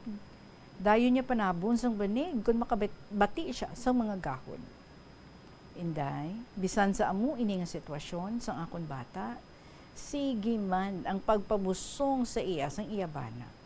Kada 2 ka tuig, nagabata siya. Inday, ang iya bata nga subang, naglain ang ulo. Nagakulumuron, bisan isa lang siya. Ang ikaduha, amo man. Nagastuhan ang iya mga utod sa pagpadoktor sa ila. Siyam ang ila kabataan, kag ang bana matamad, kag wala gid pagpangita sang ila pagkaon. 6 gid ang lain ang ulo, kag 3 ang husto sang panghuna-huna. Inday siling sang doktor, hindi na mabulong, kay dugo ini ni tatay nila nga sulundon. Kay may mga pamilya sila nga sulundon. Ang ikanom gani nila nga utod, nakatapos na gani college, primero nagaobra na siya, inabot man siya, sa gilakat bisan diin. Ginadulong lang siya sang patrol diri sa balay. Nagbusong ini, kay hindi man magpati kung amon nga sawayon. Kundi nagbata, ginpa-adopt na mo ng iya bata, kay ginapabatang niya sa duta ang iya nga bata. Subong, 2 na katuig ang bata niya. Wala gid siya kamaan, kundiin ang iya nga bata. Hasta na lang diri. Inday Regine, pasensya lang inday kung ginkapoy ka gid sa pagbasa sa malawi ko nga sulat. Salamat gid. Permi gid ako nagapamati isang imong programa ang KLP. Ang matinahuron, Nanay Flor, sang Santa Barbara.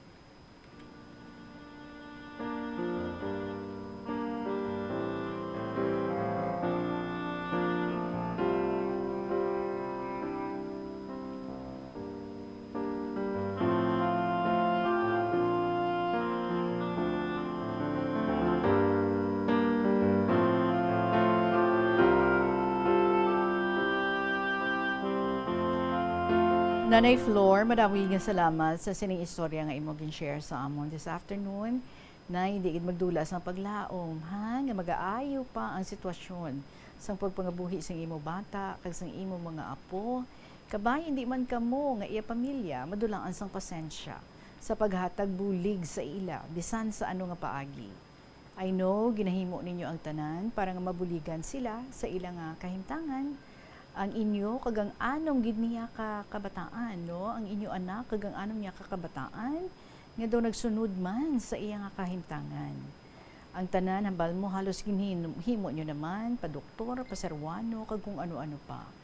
Kabay nga on top of this, nagaampo gid kamo sa Ginoo nga among ato nga best doctor kag ato nga greatest healer. Kay with him wala gid sang imposible. So continue nga idangop sa iya ang tanan. Sometimes, abi mo, ang mga unresolved issues bala nga ini, dako man nga factor. And asking for forgiveness and forgiving is one big therapy for one's healing. Dako gid nga bulig. Kung may tsansa, siguro nami man kadtuan ninyong unang asawa sa iyabana, mangayo siya kagang iyabana sang pasensya sa ilang ginhimo sa iya. Who knows, no? Base amo man lang ni ginahulat sang asawa para nga patawaron sila ang ilang nga pagpaubos kag pagpangayo sang pasaylo sa iya. You know, you cannot be healed unless there is no forgiveness. So sa sitwasyon nga daw hindi na kamo kabalo sa inyong nga pagahimuon para sa inyong bata kag sa inyong mga apo, kneel down, luhod gid nanay, and ask for the Lord's help and mercy. Nagapamati gid siya sa aton ginapangayo kag ginapangamuyo sa iya. So kabay nga hatagan kamo sang kusog kagkabakod para pangatubangon ang ini nga pagtilaw sa inyong nga kabuhi. Please do not lose hope kag pabakura ang inyong nga pagtuo. The Lord sees everything. So surrender everything to Him. Salamat gid, oras naton. It is now 2:31 in the afternoon. Magapanubalik ang KLP pagkatapos ang pila ka mga importante nga mga pahanumdum. Sa pagbugtaw mo sa Aga, cold baladayon nga tubig ang imo ginainom? Ay, dali lang, wait a minute, para sa ininit. Suno kay Dr. Deborah Weatherspoon, isa ka advanced practice nurse, mas maayo nga mag-inom sang alabaab nga tubig sa aga. Paathag ni Weatherspoon, iniya nagabulig sa lawas nga magpagwa sang toxins kag naga-improve sang imo blood circulation. Sa mga babayi, ang pag-inom sang alabaab nga tubig ay nagabulig man kung ikaw nagasuprer sang period cramps. Ang tambo o kung bamboo shoots manggaranon sa dietary fiber, low in calories kag power-packed sa essential nutrients. Suno sa pagtuon sang comprehensive reviews in food science and food safety, ang phytosterols kag phytonutrients sa tambo ang ideal sa pagtunaw sang harmful LDL cholesterol sa lawas. Ang antioxidant sa tambo ang essential man sa pagpabaskog sa sulod kag sagwa sang lawas. Suno naman sa pagpanalawsaw sang Journal of Ethnopharmacology, ang bamboo shoots mayara sang anti-inflammatory kag analgesic o kun pain-killing properties. Magtipid sa paggamit sang kuryente, pinaagi sa mga masunod. Maggamit sa mga energy-efficient nga bumbilya, kaangay sang compact fluorescent bulbs ukon LED lights, imbis nga incandescent bulbs. Patsyo ng mga suga nga wala ginagamit. Tingbon ang mga bayo sa pagpamlansya. Himuon ang pagpamlansya isa lamang kabes sa isa ka semana. Buksan ang inyo bintana agud makasulod ang preska nga hangin kag silak sang adlaw sa sulod sang balay agud malimitahan ang paggamit sang electric fan kag suga. Mga kabombo nga motorista, yari ang mga pamaagi agud makatipid ka sa gatong. Ipasiguro nga yara permi sa maayong nga kondisyon ang imo salakyan. Check yara ang imo nga goma kag siguraduha nga yara sa husto nga tire pressure. Likawan nga naka-idle ang makina sang imo salakyan bangod nagakonsumo ini sang gatong. Buksi ang bintana sang imo salakyan kag magamit lamang sang aircon kung kinahanglan. Kag pagkamaayuha nga mag-commute na lang o kung maglakat-lakat kung malapit man lang ang imo kadtuan. Likawan ang aggressive driving kag padalaga na ang imo salakyan sa husto lamang nga katasigon. Hindi lamang sa jeans o kung tugas ang katigulangon ang rason sang hair loss o kung pagkaunot sang buhok. Natukiban sang health expert sa South Korea nga ang hair loss ang tuga sang environmental factors. Sa bugos nga kalibutan, nagalabot sa 4.2 million ang nagakapatay bangod sa outdoor air pollution suno sa World Health Organization. Mas sobra 90% sang populasyon sa kalibutan ang nagaistar sa populated areas sa diin ang heart attacks, aggravated asthma, irregular heartbeat kag poorer lung function ang pila lamang sa epekto sang air pollution. Hindi pagpakanabuа ang piso-piso mo nga natipon. Bisan madugay magdamo, iniamo ang mahimo nga emergency fund sa tion nga tuman mo na kakinahanglanon ng kwarta. Abi mo, amo man ini ang makabulig sa imo nga hindi na pag-ibutang ang imo kaugalingon sa risgo, kaangay sang pagpangutang nga may dako nga interest o kun pagpamroblema bangod hindi on time ang bayad sa imo nga bills. Ang imo man nga savings ang makapaligon sa imo nga saving security sa tion nga abi halimbawa madulaan ikaw sang obra. Ini nga pahanumdom ang ginadulong sa imo sang the number 1 and most trusted radio network in the country, Bombo Radio Philippines. Basta Radio Bombo! Ano bala ang dapat tandaan sa tion nga magbiyahe agod mangin hassle-free ang bakasyon? Yari ang pila ka mga tips. Una, i-check ang health kag travel alert sa napili nga mga lugar. Ikadua, magpili isang safe nga accommodation. Mag-research ka magbasa sa mga reviews sa napili nga lugar antes mag-book. Ikatatlo, siguraduhon nga may nagagana nga mobile phone. Ang tanan nga mga upod agod mangin mahapos ang komunikasyon sa tion nga madula o kung kinahanglan nga magbulagay sa dalan. Be prepared in case of emergencies. Siguraduhon nga may backup nga emergency plan nga may medical reimbursement sa tion nga may maospital bangod sa aksidente. Ini nga pahanumdom ang ginadulong sa imo sang the number 1 and most trusted radio network in the country, Bombo Radio Philippines. Basta Radio Bombo! Kung nagakaon, ginapraktis mo man ayhan ang good manners and right conduct. Iniamo ang paghimo sang good etiquette kag mangin matinahuron sa mga tawo nga kaupod sa pagkaon. Pila sa mga kinahanglan himuon kada tion sa pagkaon amo ang masunod. Maghugas ang kamot. Masami hugasan ang kamot antes magkaon agod mapabilin nga matinlo. Magpungko sang maayo. Sit up straight. Bangod ini ang senyales sang respeto kag good posture. Hulaton ang iban antes magkaon. Maghulat sa iban nga kaupod sa lamesa antes magumpisa sa pagkaon. Ini ang nagapakita nga mayara ikaw sang konsiderasyon sa iban nga tawo. Insakto nga paggamit sa mga gamit sa pagkaon. Magamit sang insakto nga mga gamit sa pagkaon, butangan sang serving spoon ang kada pagkaon kag likawan ang paggahod samtang nagakaon. Mag-usap sang pagkaon nga wala nagahuni. Ini amo ang basic rule sang good table manners. Likawan ang pagwakal o kung pag-istorya samtang may pagkaon ang bibig. Hindi magsugpon sa istorya nga wala pa natapos. Hulaton nga matapos ang hambalanon sang imo upod sa lamesa antes magsabat. Maghambal sang excuse me kung luyag mo maghalin sa lamesa, mangin polite sa pag-excuse sang imo kaugalingon. Magpalihog kung may ginahingyo sa upod sa lamesa, masamigit nga magpalihog kag magpasalamat sa tawo. Sa aroma kag soothing feeling sa pag-inom sang tea, ang rason sang kadamaan nga paborito nga imnon ang tea. Sunod kay Ansley Hill, registered dietitian sa Western Oregon sa Estados Unidos, ang mas sobra 3-4 katasa nga pag-inom sang tea sa isa ka adlaw ang makadala sang hindi maayong nga epekto sa lawas. Kinahanglan nga moderate intake lang sa tanan nga ilimnon agod ma-achieve ang healthy living. Ang kalibutan ginakabugusan sang 71% sang tubig ukon kadagatan. Kag ang kadagatan nagabulig sa pagtugas ng tubig nga aton mainom kag hangin nga aton ginahaklo. Gani aton halungan kag imentenar ang malimpyo nga ginaagyan sang tubig kag mga kadagatan sa masunod nga mga pamaagi. Magpartisipar sa mga organisasyon o clean up events, likawan ang paghaboy sa mga basura kung sa diin lang. Buhinan ang paggamit sa mga single-use plastic, hindi pag-i-flush o kung ihulog sa mga lababo ang mga basura sa panimalay, kaangay sang plastic straw, auto fluids, kag mga grasa. Kadagatan proteksyonan, kag limpyuhan. Ini nga pahanumdom ang ginadulong sa imo sang the #1 and most trusted radio network in the country, Bombo Radio Philippines. Basta Radio! Bombo! Ang cabbage o kung repolyo masaming nga panakot sa aton mga linuto. Suno kay Vanessa Voltolina. Ang cabbage isa ka excellent source ng vitamin C nga importante para sa pag-maintain sang strong immune system. Ang glutamine isa ka amino acid sa cabbage, isa ka makusog nga anti-inflammatory agent nga nagabulig sa pagbuhin sang joint pain, arthritis kag allergies. Ang Alas 2:38 ang aton nga oras kadto naman kita sa sulat ni NB sa episode Life Giving Correction. Mahal ko, Tita Regine.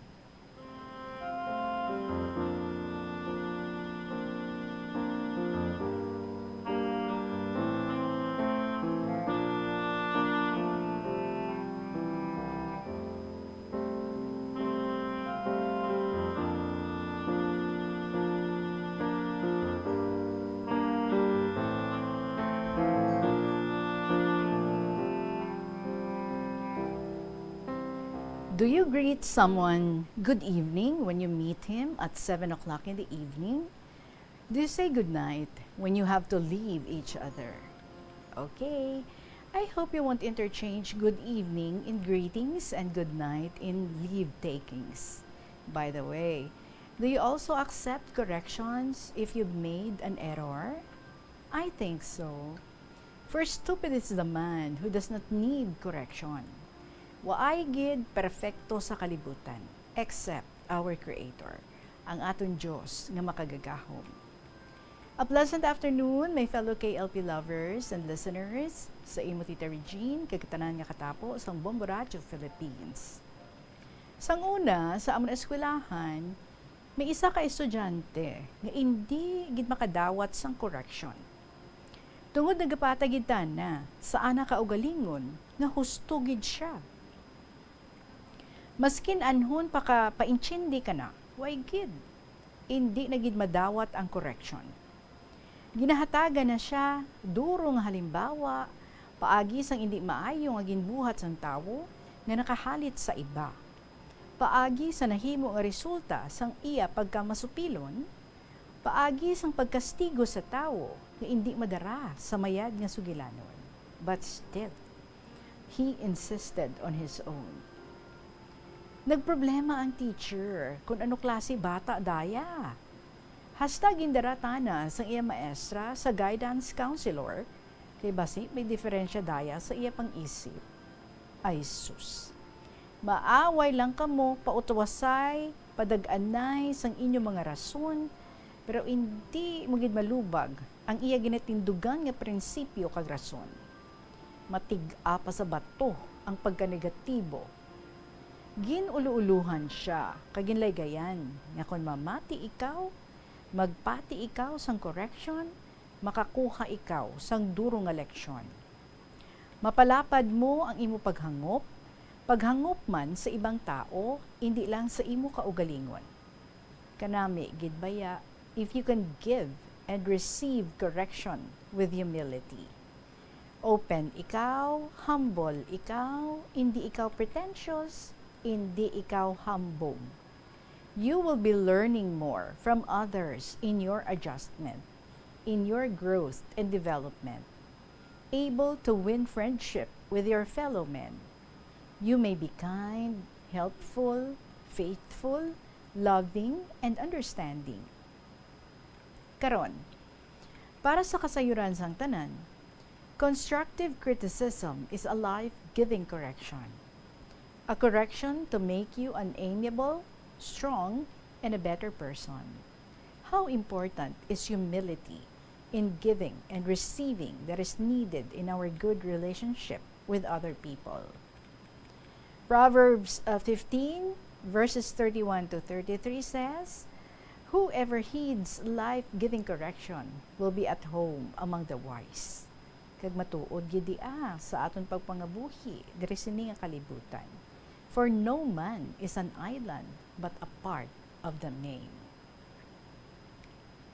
Oras naton, it is now 2:42 in the afternoon. Dali lang gid ha, ang tatantaan ay atong ipagbasa diri, sa sulat diri sa aton ni NB because on standby na si Bombo Hana Andasa sa send-off ceremony sa Dinagyang Festival 2025. Bombo Hana, good afternoon. Kita rin din na alay diri sa buong Samaya, Iloilo Pinanggansan. So diin ginapatigayon ang tentong ceremony sa security task group Dinagyang 2025 na mag-secure sa peace and order man diri sa mga siyudad ng Iloilo sa ining long week nga festivity diri sa mga siyudad ng Iloilo sa Regina. So ini yung kabutusan sa 1,257 ka mga strong security forces nga ginakabugusan man sa mga kapulisan kag Philippine Army. So diri may 3,369 ka mga Philippine National Police kag 23 ka mga Armed Forces of the Philippines, 268 nagikan sa Philippine Coast Guard, 376 halin sa may City Disaster Risk Reduction Management Office, City Health Office, and Bureau of Fire Protection. 754 naman ang naggikan sa may Iloilo City Traffic and Transportation Management Office and Public Order and Safety Management Office. Kag 2,467 naman ang mga naghalina sa ining volunteer group open force multipliers nga mag-ready na to secure sa Dinagyang Festival 2025. So lakip man diri sa region as of now ang natapos na ang ining blessing sang ining mga strong security forces diri sa may Iloilo Pinanggansan, but as of now nagahatag sang ilang mga messages kag speech diri ang mga bisita si Mr. Yuji Peña, ang chairman sang Iloilo Festival Foundation Incorporated, si Usuwag Ilonggo, si Honorable Julian Jamjam Baronda nga si may representative diri man nga ginapadala kag diri si as of now ang nagahatag diri sa speech si Vice Mayor Ganzon at representative ni Mayor Jerry Treñas. Kag dugay man maghahatag man sa mensahe si Police Brigadier General Jack Wangki, ang Director sa Police Regional Office 6. So diri man lakit man sa ining 7,000 plus ka mga security forces, ayay man diri ang mga ilang mga heads sa may Iloilo Pinanggansan nga di maghatag man sa instructions dugay sa ila sa ining pagahiwaton nga Dinagyang 2025 pag-secure sa peace and order man dito sa siyudad ng Iloilo, Tita Regina. So diri hanggang now dito sila sa may subang sang Iloilo Pinanggansan ang 7,000 plus nga mga security task group nga kasaliin man at kabugusan sa ining mga nasalit natin nga mga naghalintas nagakalain nga law enforcement agencies Kag of course, lalakit man diri ang mga opisyales man din sa may Iloilo City Government, diri man si retired Lieutenant Olarico Garmanzos, kag amo man sila head sa CDRRO, Yes, Bobohana, do hindi na ikaw butiyon. Mapalayo-layo ka guro dira, no? Sa Yes, retired din diri man maghatag na sa 6 months si Bibigay ng Jack Wang Slender Person ng opposite sa adlaw now ang sila man diri ang ila diri nga pag hatag man sige hapon sang mga instructions sa giban pa nga mga motivational man diri nga sa may bahin sa nga Iloilo Sidama Grandstand. Bobohana? Yes, Tita Regine. So bali after sang sininga ceremony, mapwesto na ni ang tanan nga ara dira. Yes, Tita Regine. Kay opisala ini sang stand of ceremony nila sa mag-umpisa na gid ini sa mga adlaw ipagapresto ni sila sa kalinlain man diri nga lugar sa may syudad sa Iloilo ako sa diin nga dubukan sa madamo nga taho mga judging areas sa Sabado kag Domingo sa kasabiyahan ni Dinagyang Festival 2025 kag amuman sa pila diri ka mga ginadubukan sa mga tawo masami, of course ang mga kiosko, ang mga paghiwaton ng mga concert, of course diri niya presensya sa security task group Dinagyang 2025. Alright, so mangin very visible na gid ini sila starting today. Yes, Tita Regine. So kamay pa nga di ang ining 7,000 plus nga mga security forces enough na nga magabantay kaya wala sa major incidents nga magatabo man diri sa during Dinagyang Festival 2025 Tita Regine. Alright. Live diri sa Iloilo Sidamgan Mendoza Andasa para sa the number 1 and the most trusted radio network in the country, Bombo Radio Philippines. Basta Radio Bombo. Maraming salamat sa imong report, Bombohana Andasa. Oras naton, it is now 2:48 in the afternoon. Padayon na naton diri ang sulat sa aton ni NB.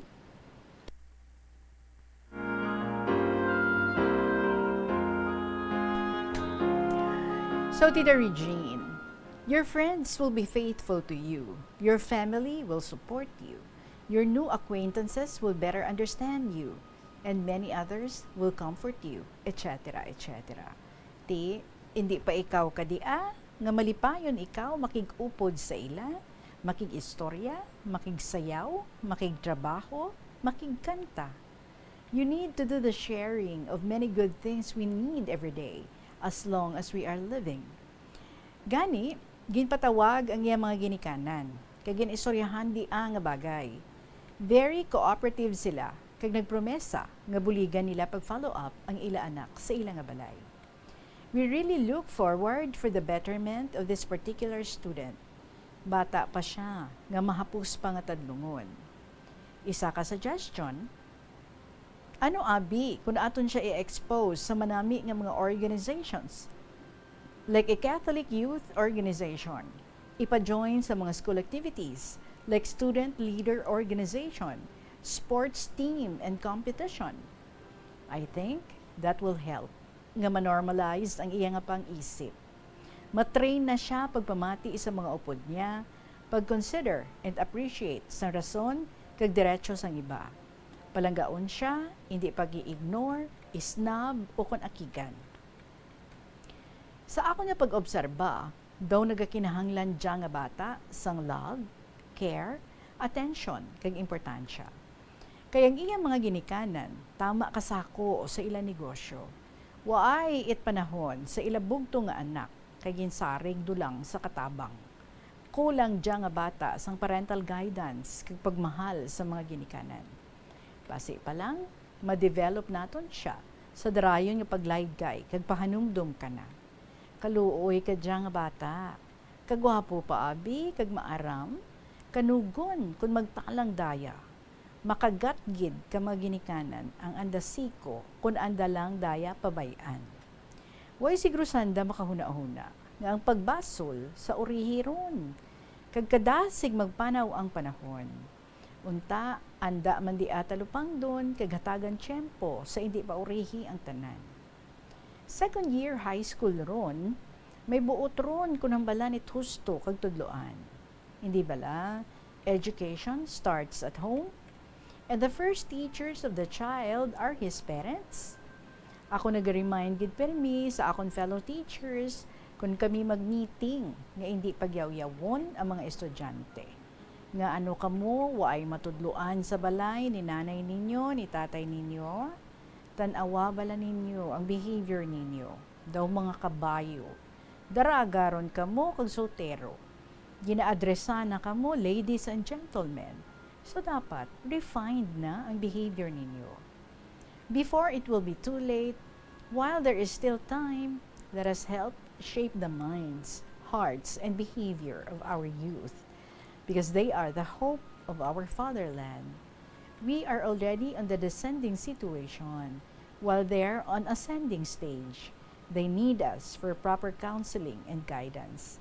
Pinapreparar naton sila sooner or later to take our place in the near future. That's why, hindi naton daya nga katungdanan i-ignore. Makonsensya kita kag mabalaka. Anhon mo pa kuno ang damo kung patay ron ang kabayo. Way kaw runit mahimo sa pagmold and shape sini nga kabataan sa husto nga dalan. Let us hope and pray nga mabuligan naton sila sa ila development. Who knows? Sa pinakaadlaw, mahimo ma-mayor siya sa aton banwa, ma-congressman, o kung ma-senador siya sa aton nasyon. Hence, while time goes on, amon ginaobserbahan, after a month, 2, 3, until the end of the school year, naging paentra tana sa hampang, nagmasinadyaho na siya. Ginatudloan na ron iya mga upod sa volleyball kung paano mag-serve sang bola nga hindi makagwa sa volleyball court. Gina-demonstrate na ron kung paano mag-stop sang bola. See, there is really a sign of development. He's enjoying the game. Kanami, nag-aamat-amat na siya pakigbagay sa iya mga playmates kag classmates. Pero, paghampang na sang chess, kag naperdita na, ay nagsagi kahibi. Hindi na madawat nga naperdita na. Do prayers bala sa ginahambal, nga what John wants, John gets. Tindi man tanan imo, may para man sa iba. So gindapulay do lang sang kontra na kaginkunan. John, better luck next time. Akon pa dya subong, kag sa sunod imo naman. Maghampang kita, okay? Uy, hibanay ah. Ahay, naghipos man kahibi, maski nagasido-sido pa. Abi tita, nasadyahan ta na kay permisan da nagadaog sa volleyball. Permi siya ginahag sa mga classmates na, kay nami siya mag-serve, mag-toss, kag mag-stop sang bola. Kag porte man magsaot-saot, cheerers nanda, ay nalingaw tanan. So sa pihat na bahin, palangga baya si Johnny Padre, kay mapisan magbasa sang Bible, kag saan da nga mga buluhaton, kag kanami maghatag sang reflection. Napili gani siya nga leader sa ilang Catholic Youth Organization. So besides nga may potential siya sa hampang, mayad man nga leader. He leads by example, and he's the first to follow his own command. Na-elect gani siya as one of the senators of SGO, kay may leadership kag maaraman nga bata. Way ta na magpaurihi. At the end of the school year, his name also appeared in the honor list. Gani, dako gid kaayo ang pagpasalamat sa iya mga ginikanan sa special attention and help extended by the teachers to their son. Nagpasalamat sila sa Ginoo. Nagpamisa sila kag maghatag award sa bugtong nila nga anak. Although, kung kaisa, nagaagi-agi paginman ang pagka-arogante kag pagka-dominante. Pero samtang nga nagapanaw ang panahon, nagaamat-amat na siya kamata sa kamatuuran sa pag-accept sang correction after makita niya ang error. He is now a better and well-adjusted individual. Congratulations, John. May God's boundless love fill your heart, inspire you to radiate kindness, compassion, and forgiveness. Thank you so much, Tita Regine. More power sa iyong mga program, and may God always grant you the wisdom, knowledge, and strength in your counseling and guidance profession on the air. May you and your family be blessed every day from now and forever. Yours truly, NB, Sang Iloilo Province.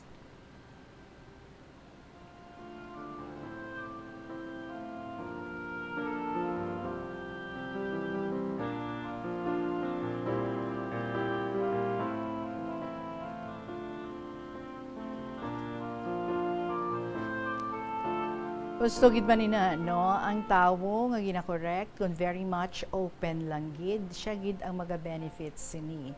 But of course warning sa naga-correct, you have to do it in a very loving way kag sa intakto nga pamaagi. See, because intakto man ang pag-handle sa kay John. So nag-explore ano ang iya nga mga strengths kag dito niya na realize no, dito niya na discover nga manami igili siya sa hampang, tapos manami man siya maghatag sa reflection, manami man siya no nga mag-lead. So ini nga mga butang ang dangin dako gid nga factor para sa iya nga pagbag-o for the better. Okay, because he opened his heart, he opened his mind sa mga corrections nga manami man ang paghatag kag pagtudlo, pagplastar sa iya. So, nangin maayo siya. He became a changed person. A person nga mas may depth, a person nga may compassion, kag a person nga nangin, kumbaga, inspirasyon sa iban nga mga tao. Iko kaisa, that's just what we need.